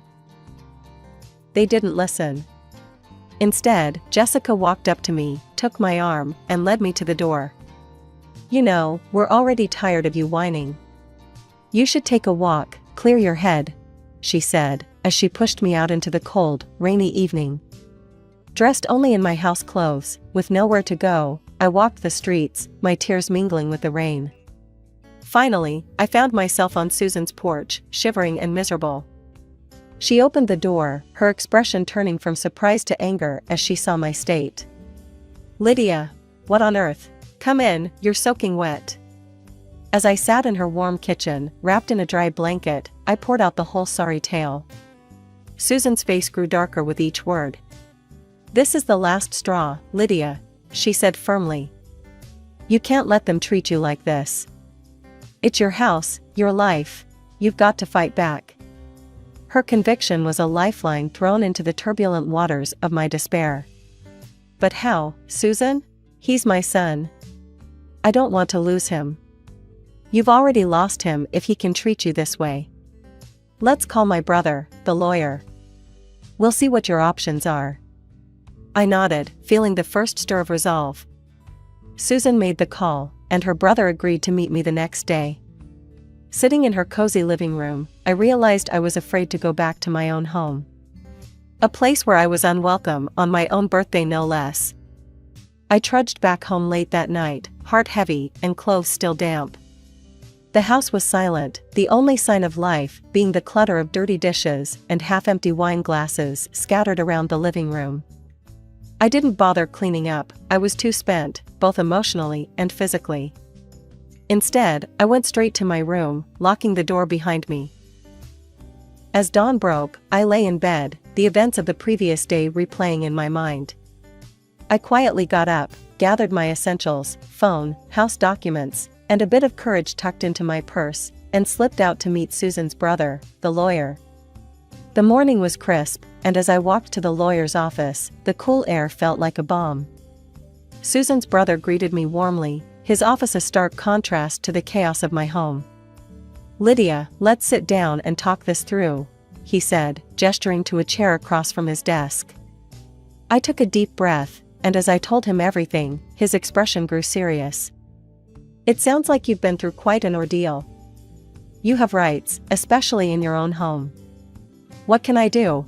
I don't want to live like this anymore," I confessed, feeling a mix of hope and fear. "Well, we could start by looking into Jessica's past. There might be something there. And, if you're serious about this, we can file for an eviction notice. It's your house, after all," he advised, his tone professional yet empathetic. The thought of evicting my own son and his family was heart-wrenching, but the lawyer's words rang true. It was indeed my house, and I deserved peace. "I'll do it. It's time I stood up for myself," I declared, the decision firming up with every word spoken aloud. The lawyer nodded, drafting the documents as we spoke. He moved quickly, and before long, he had filed a petition in court to evict Michael and Jessica. The court process was brisk, and to my relief and simultaneous heartbreak, the judge sided with me. My claim was justified, I was granted the eviction. The day they moved out was one of the most painful days of my life. Jessica was livid, hurling curses and threats as she packed. "You'll regret this, Lydia. You've not seen the last of me," she spat, her eyes wild with fury. Michael, my own son, wouldn't even look at me. His parting words cut deeper than any knife. "You've crossed all boundaries, Mom. I never thought you'd actually go through with this." The weeks after Michael and Jessica moved out were quiet. The kind of quiet that lets you think too much, wonder too much. But then, one ordinary Tuesday, a phone call shattered that silence and sent ripples through the rest of my life. The caller was the private detective I had hired at my lawyer's suggestion. I remember fumbling with the phone, my hands shaking slightly as I answered. "Mrs. Connor, I found something you need to see." The detective's voice was grave, urgent. "What is it? What did you find?" I asked, my heart pounding. "I think you better sit down for this," he replied. I perched on the edge of my armchair, clutching the phone tighter. "I'm listening." The investigation into Jessica's past turned up more than we bargained for. She was not only a known fraud but is also suspected in the death of her first husband. The police couldn't prove anything at the time, and she walked free. My breath caught in my throat. And? There's more. She had a child with her first husband, a boy. She abandoned him right after her husband's death. And regarding her husband's fatal car accident, we found new evidence. It appears she might have been directly involved. I felt a chill run down my spine. What kind of involvement? She tampered with his car. We tracked down the mechanic who worked on the brakes. He's been carrying this guilt for years, and now, he's ready to confess. He claims Jessica paid him to tamper with the brakes. I sat stunned, unable to speak for a long moment. This is monstrous. My son and grandchildren. I need to go to the police. They need to know all this. That's the right step, Mrs. Connor. I'll send over all the evidence we've collected. Hanging up, I felt a storm brewing inside me. With the dossier of evidence in hand, I went straight to the police station. The officers were initially skeptical, but as they sifted through the documents and listened to my account, their skepticism turned to concern. "We'll need to take immediate action based on this new evidence," one of the detectives said, his expression grim. Days later, I watched, heart in mouth, as the police arrested Jessica. The scene played out on the evening news, cameras flashing as she was led away in handcuffs. Her face was a mask of fury and disbelief. Back home, Susan sat beside me, her hand gripping mine. "You did the right thing, Lydia. It had to be done." On the screen, reporters buzzed around the police, speculating, questioning. I felt a mix of relief and sorrow, relief that the truth was out, sorrow for what it meant for my son. Michael, poor Michael. He had been duped, dragged into a nightmare, by a woman he loved. How could she have hidden all this? How could I not have seen? I murmured, more to myself than to Susan. "Sometimes, we see only what we want to," Susan replied softly. "But you've possibly saved more lives, Lydia. Remember that." After Jessica's arrest, Michael took on the full responsibility of caring for the twins. He was drowning in legal fees, desperate to prove Jessica's innocence. It wasn't long before he came knocking on my door, the son I'd raised alone, now a weary, desperate man. He looked exhausted, eyes hollow, when he asked, "Mom, I need to borrow some money for Jessica's bail. The lawyers are bleeding me dry, but I can't let her rot in jail." My heart ached seeing him like this, but the sting of his recent harshness was still fresh. "Michael, I can't. After everything that's come out. I just can't support that." His face hardened, the hurt in his eyes turning to anger. "You never liked her. Now you see your chance and you just let her suffer, huh? What kind of mother are you? Michael, you don't understand. I'm doing this to protect you, to protect the kids," I pleaded, my voice trembling with emotion. "Protect us? By tearing us apart?" He scoffed bitterly, shaking his head. "You've ruined everything, Mom. You think you're helping, but you're just making it all worse." With that, he stormed off, curses muttered under his breath echoing around the silent house. The situation took a darker turn when one of Jessica's old friends turned up at the police station, her face pale, her hands trembling. The detectives called me in when she started talking.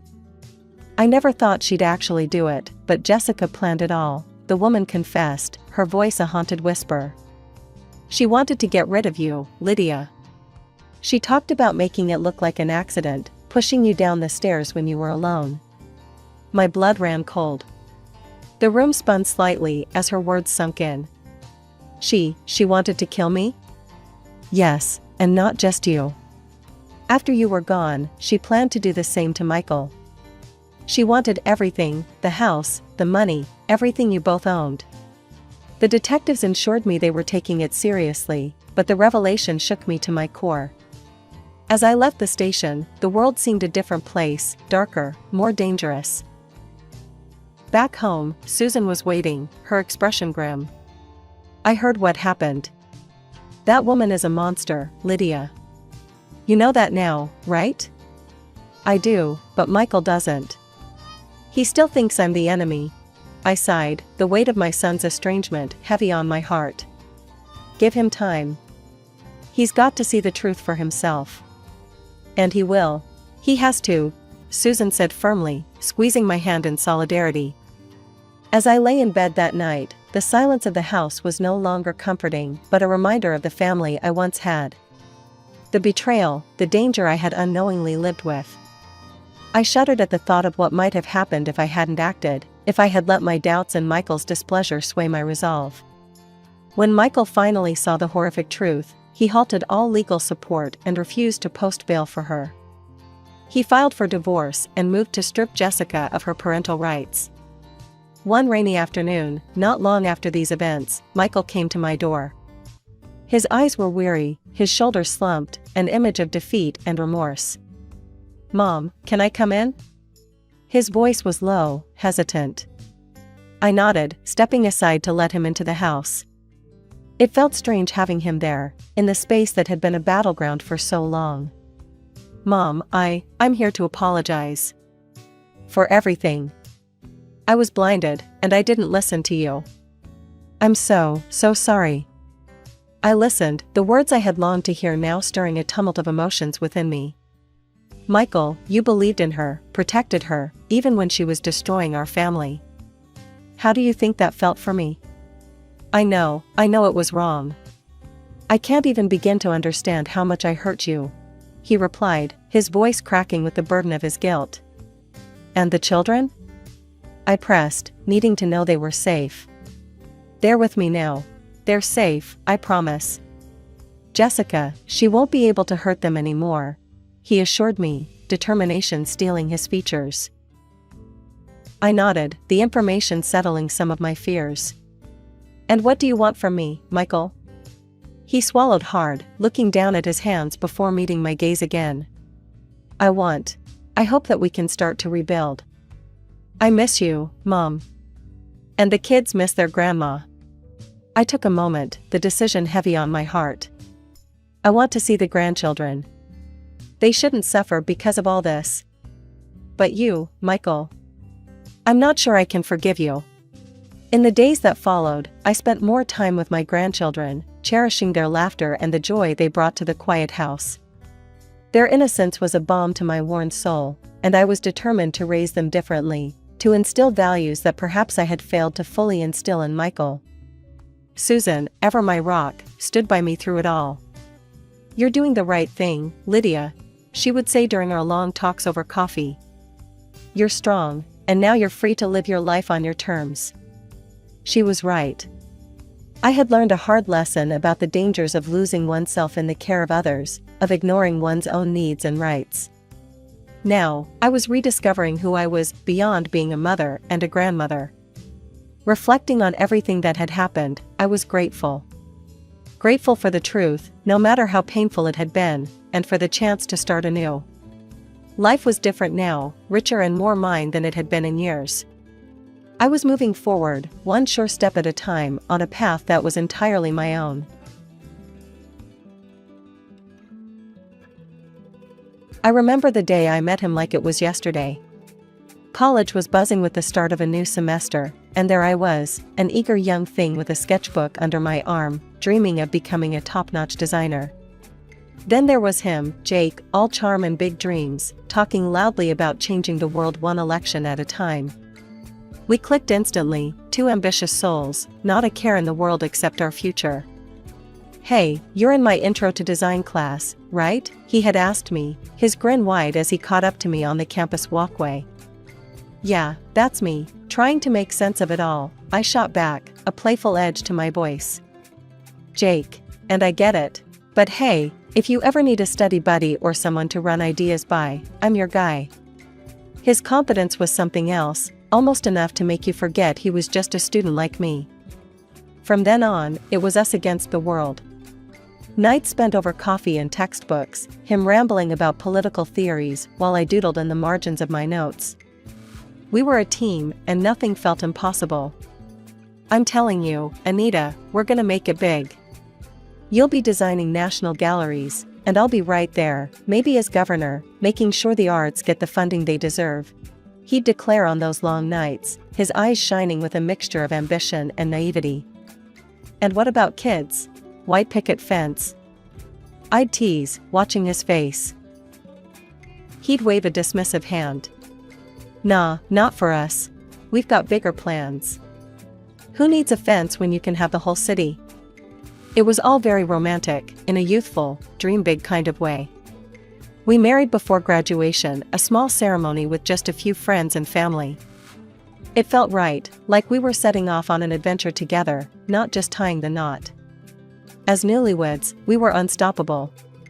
Jake quickly moved up from an assistant to the governor's aide to the head of the Department of Parks and Recreation.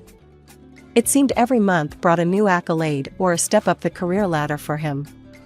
He was a natural, shaking hands and kissing babies, always in the spotlight. At home, it was different. "How was your day?" became our routine conversation starter. "Busy as hell. Meetings back to back." "What about you, babe? How's the design world treating you?" I'd shrug, keeping it light. "Oh, just another day of picking colors and convincing clients I know best."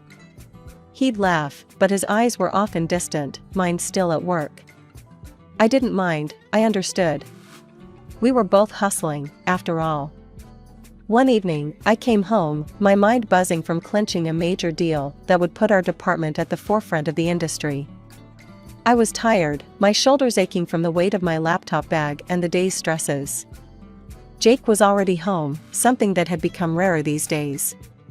I clinched the Johnson account. The presentation went off without a hitch, I announced, hoping to share a piece of my day, looking for a flicker of shared excitement. "That's nice, babe," Jake said, not looking up from his papers scattered around the living room. "Listen, since you had a lighter day, could you fix dinner?" "I'm swamped.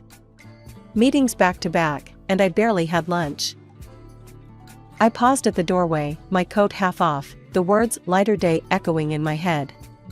Lighter day, Jake? It was an 8-hour showdown to secure a deal that boosts our entire fiscal year. He finally looked up, his eyes meeting mine with a shrug. "Yeah, but it's not like you're out there in the trenches, right? It's all just picking colors and convincing people to like your ideas." The dismissive tone stung more than I expected. "It's a bit more than that, Jake. This was a big win for us." Sure, he muttered, turning back to his papers. "But really, can you handle dinner? I'm beat." The conversation left a bitter taste in my mouth as I headed to the kitchen, my triumph overshadowed by his offhand remarks. Weeks passed, and the pattern continued. I was making strides at work, each step up the ladder marked by an increase in responsibility and income. The day I found out my salary had surpassed Jake's was a day of mixed feelings. I wanted to share it with him, but I hesitated, knowing his current state of mind. Finally, one night at dinner, I broached the topic, trying to keep it light. With the new accounts I brought in, it looks like I might be out-earning you this year." "Funny, huh?" Jake put down his fork, his expression unreadable. "Really? That's how you're going to bring it up?" I frowned, puzzled by his tone. "Bring what up, Jake? It's good news. It means we're doing well, both of us. It's not we, Anita. It's you. And now I need to find a way to step up. I can't have people thinking I can't provide." I reached across the table, trying to bridge the gap his words had created. "Jake, it's not a competition. It's our money, for our future." He pulled his hand back, shaking his head. "It's not that simple. You don't get it. This is important to me." His words felt like a slap, dismissing not just my efforts, but our partnership. "I thought we were in this together, Jake. When did it become just about you?" Since I started being the one left behind, he shot back, his voice rising. "You're there with your fancy deals and now out-earning me? What does that make me?" "It makes you my husband," I said, my voice soft but firm. "Not my competitor." Jake scoffed, standing up abruptly. "I need to think about this. Maybe look into other options, something that pays better." I watched him go, feeling the chasm widen. It wasn't just about money or success. It was about respect, understanding, and support, things that were becoming rarer in our conversations. That night, I lay in bed, turning over the day's conversation. It felt like we were worlds apart, living under the same roof, but walking different paths. I knew something had to give, but at that moment, I wasn't sure what or how. What I did know was that I couldn't let his insecurities dictate my success or our happiness. But fixing that was a puzzle I hadn't figured out yet.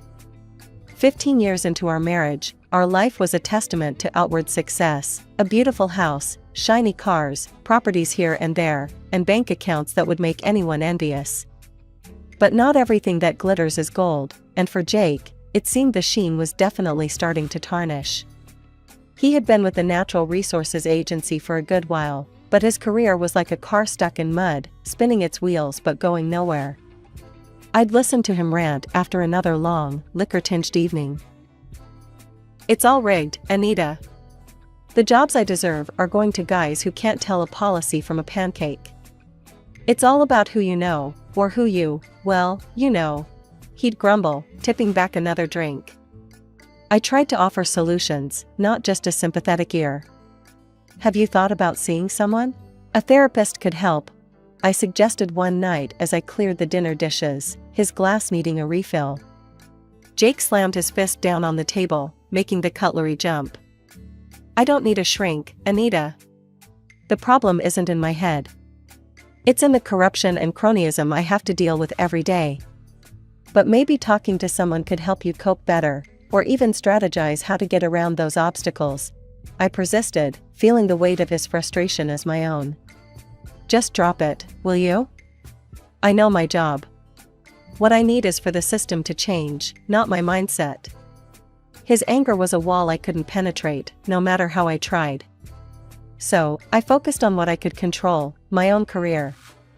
I was making waves, leading my team in international exhibitions, my designs becoming the face of major contracts. My opinion mattered at work, I was respected, and it felt damn good. But as I flourished, Jake recoiled even more. He stopped accompanying me to any work events, especially the big, glitzy ones where my achievements were front and center. Why don't you come to the gala tomorrow night? I asked him one evening, trying to keep my tone light. It would mean a lot to me. Plus, the CEO will be there, you could make some connections. Jake looked up from his laptop, his face set in a stubborn line. And what? Stand around while everyone congratulates you? I'm pretty sure they just see me as Mr. Anita these days. That's not true, I countered, feeling a pang in my heart. You're my husband, Jake. You're your own person, and they respect that. He scoffed, closing his laptop with a snap. Right, Anita. To them, I'm just the guy who carries your purse. No thanks. I've got better things to do. It hurt more than I wanted to admit. I was proud of what I'd achieved, but I wanted my partner by my side, sharing in the success, not resenting it. The next day, as I put on my evening dress, looking in the mirror, I felt a mix of excitement and sadness.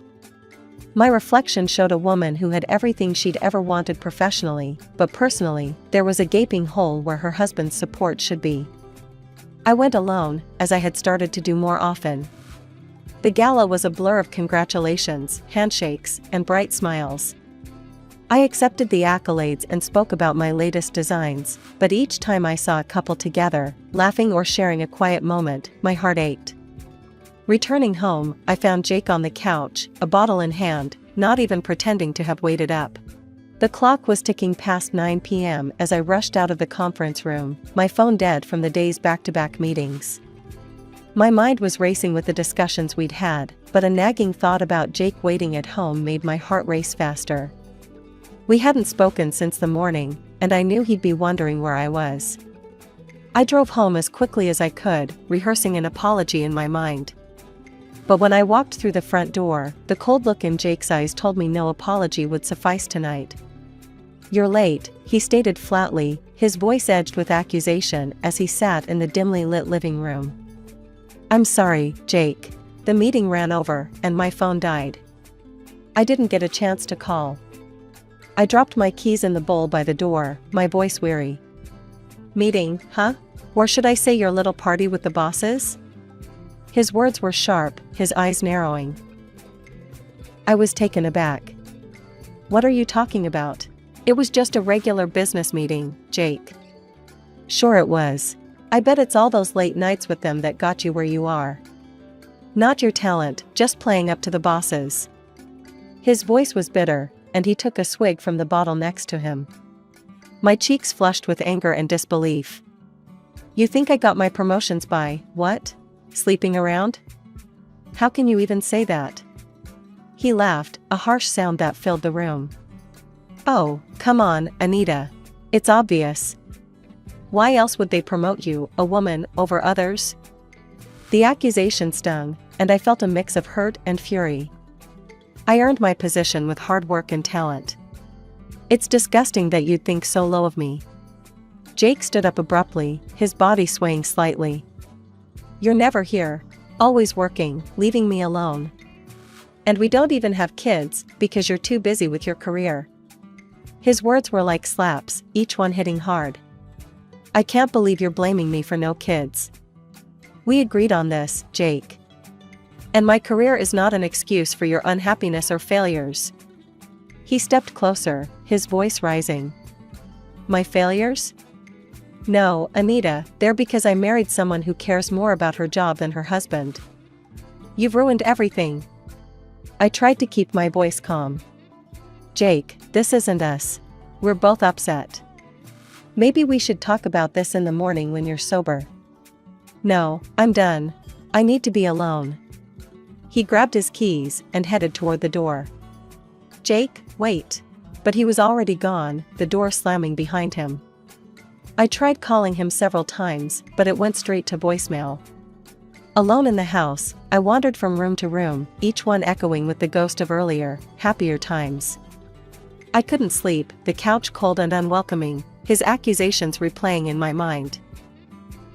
The morning after Jake stormed out, I dragged myself to work.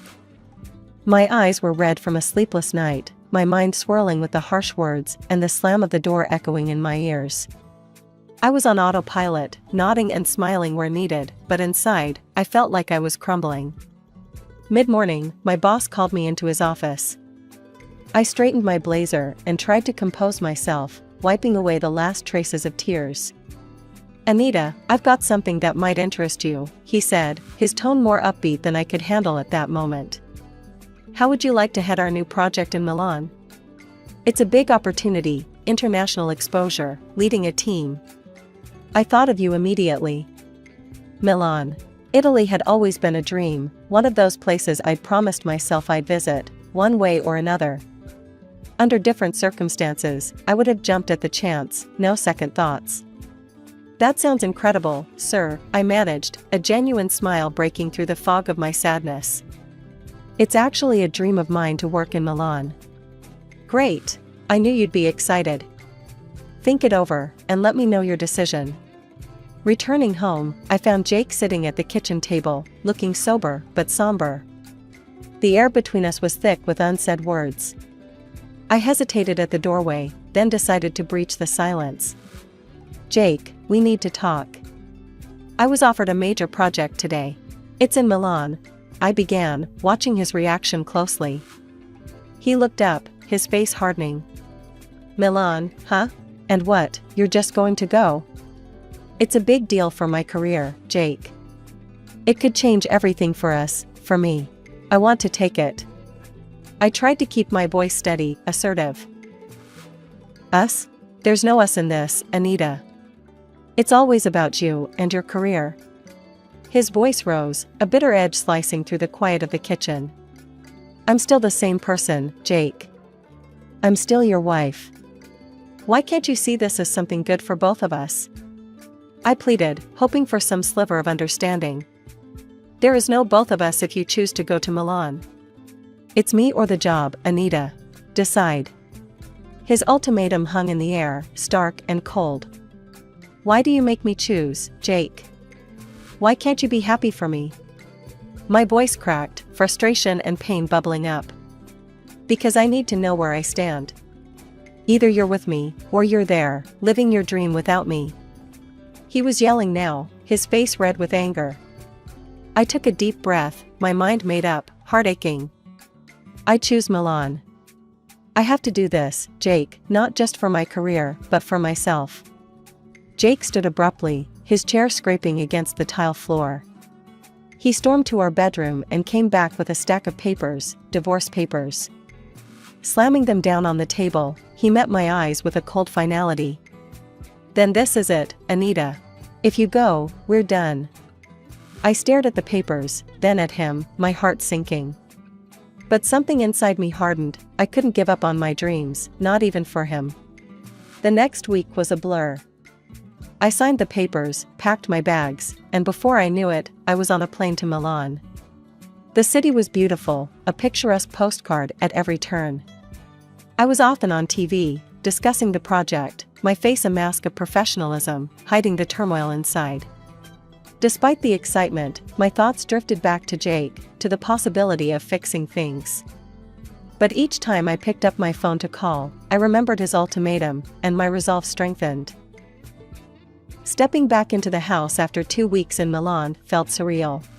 But there he was, Jake, sitting on the sofa as if the past month had been just a minor hiccup. "Anita, you're back. Come here," he said, rising from the couch with open arms, a forced smile plastered across his face. I approached, but kept my distance, the memories of his ultimatums and threats too fresh to allow any closer. "Jake, we can't just pretend nothing happened. You gave me an ultimatum, remember? Me or the job?" He waved a dismissive hand, his voice light. "Oh, that. I was just stressed, you know? But I've had time to think, and I'm willing to start over. I'm ready to forgive you, as long as you agree to make some changes." My eyebrows shot up. "Forgive me? For what, exactly? For following my career? And what changes are you talking about?" Jake's expression hardened slightly. "You know, Anita, quit your job, focus on us. If you'd just listen and do as I say, we could go back to how things were." It hit me then, the sheer absurdity and manipulation in his words. I felt a mix of anger and relief, anger at his audacity, and relief that I was finally seeing the manipulation for what it was. "You can't be serious, Jake. You're asking me to give up everything I've worked for. You know I can't do that." He laughed, a tight, cold sound. "It was worth a shot. But I thought you'd see sense. Guess I was wrong." I reached into my bag, pulling out the divorce papers, the ones he had thrown at me before I left. "I signed these, Jake. I thought you were serious about the divorce. Seems I was right." His smile faltered, and he snatched the papers from my hand. "This was just a joke, Anita. Can't you take a joke?" "A joke?" I stared at him, incredulous. Threatening divorce was a joke? "You're unbelievable." Jake's face turned red, his voice rising. "You're making a huge mistake, Anita. You'll regret this. I won't let you just walk away and ruin everything." "I'm not ruining anything. I'm saving myself," I said firmly. "You've made it clear where I stand with you. It's time for me to move on." He stood, towering over me, his voice venomous. "Fine. But you're not taking anything from here. This is my house, my things. You leave with nothing. I'll make sure everyone knows how you got to the top. I'll destroy you." "Try it, and it'll backfire," I said calmly, though my heart was pounding. "I've done nothing wrong. My conscience is clear." I went to our bedroom, packed a suitcase with essentials, some clothes, my design portfolios, personal documents. The rest didn't matter. I could replace things, but I couldn't replace peace of mind or self-respect. The morning after leaving the house, I made my way to my lawyer's office, my mind a whirlwind of emotions and plans. Walking into Mr. Carter's office, I found him looking over some papers, his glasses perched on the tip of his nose. He looked up, his expression serious. "Anita, good to see you.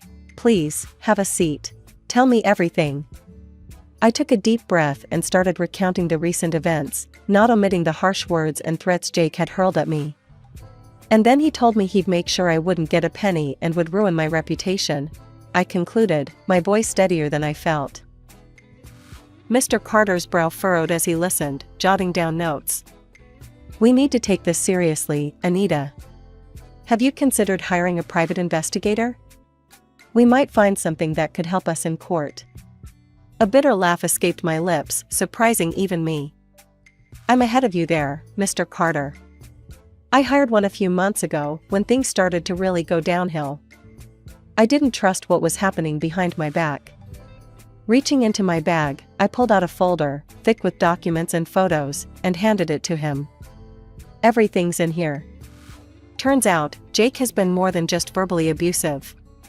Mr. Carter opened the folder and began to examine the contents meticulously. His expression changed from concerned to outright shocked as he sifted through the photographs and reports. Anita, this is solid evidence. He's been taking bribes for approving certain city projects. And this, he pointed at a photo, shows him with his assistant at a not-so-professional event. Yes, and she's been more than just an assistant for quite a while, I added, feeling a mix of vindication and sorrow. Mr. Carter leaned back, pressing his fingers together, looking at me over his glasses. This changes everything.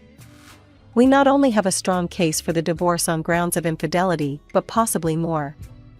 His threats against you and this evidence could sway things significantly in your favor. The days leading up to the trial were tense. Jake's calls became more frequent and desperate. He alternated between begging me to come back and cursing my name. Each voicemail, each missed call, I saved and documented. The proceedings began, and Mr. Carter was relentless. Your Honor, we have substantial evidence here not only of Mr. Thompson's infidelity, which has devastated my client, but also of his illegal activities related to his position at the Natural Resources Agency. Jake's face went pale as Mr. Carter laid out photo after photo, document after document, all while recounting the threats he'd made against me. When it was finally Jake's turn, he tried to dismiss the claims. These are all baseless accusations. She's trying to ruin my career because she's jealous. The judge looked over the rim of her glasses, unimpressed. We have substantial evidence before us, Mr. Thompson. Can you explain these transactions and these photographs? His voice faltered, his usual charm failing him under the weight of undeniable proof. I was just doing my job. Those photos are out of context. But it was too late. The evidence was overwhelming. After a brief deliberation, the judge spoke, her voice firm and clear. Given the evidence presented, I am awarding Mrs. Thompson financial compensation for the distress caused by the infidelity and threats. The division of property will be equal. With the past finally behind me, I threw myself into my work with a passion that hadn't felt this raw and real in years. Before I knew it, my dedication paid off. I was offered the position of creative director. It was a dream come true, a position I had eyed for years. I was out celebrating this new chapter at a cozy little bistro downtown with my closest friend, Laura, when my phone buzzed. The screen showed Jake's name, a sight that no longer caused my heart to skip in dread. Ugh, it's Jake, I muttered, showing Laura the phone. Are you going to answer it? She asked, her eyebrow raised in that all too familiar, are you serious, look. Curiosity got the better of me, and I answered. What do you want, Jake? Hey, Anita. I've been thinking. I realized I made a huge mistake. Can we meet? I'd like to talk about maybe starting over. Jake's voice came through the speaker, a mix of desperation and something that sounded feebly like sincerity. I couldn't help it, I burst into laughter. It wasn't a joyful sound, more of a "can you believe this guy" kind of laugh. Start over? Really, Jake? After everything? It's all changed, Anita. I got fired. She took everything, even the job. And now, she won't give back the gifts either. I'm left with nothing. He blurted out, the words tumbling over each other in his haste. I shook my head, still chuckling. So, let me get this straight. You want to start over because she dumped you and took your job? That's rich, Jake. You don't understand. I've changed, Anita. I really have, he pleaded. Jake, even if that's true, I've moved on. I'm a creative director now, and my life is full and happy without you. There's no place for you in it anymore, I said, the finality in my voice mirroring the resolve in my heart. But Anita. I wish you the best, Jake. Goodbye. I ended the call, blocked his number, and turned off my phone. Laura was looking at me, a proud smile spreading across her face. You really are over him, aren't you? She said, lifting her wine glass in a toast. Completely, I confirmed, clinking her glass with mine. To new beginnings, and to being in charge of my own happiness. The next day, feeling empowered and in need of companionship that asked for nothing but love in return, I decided it was time to expand my little family.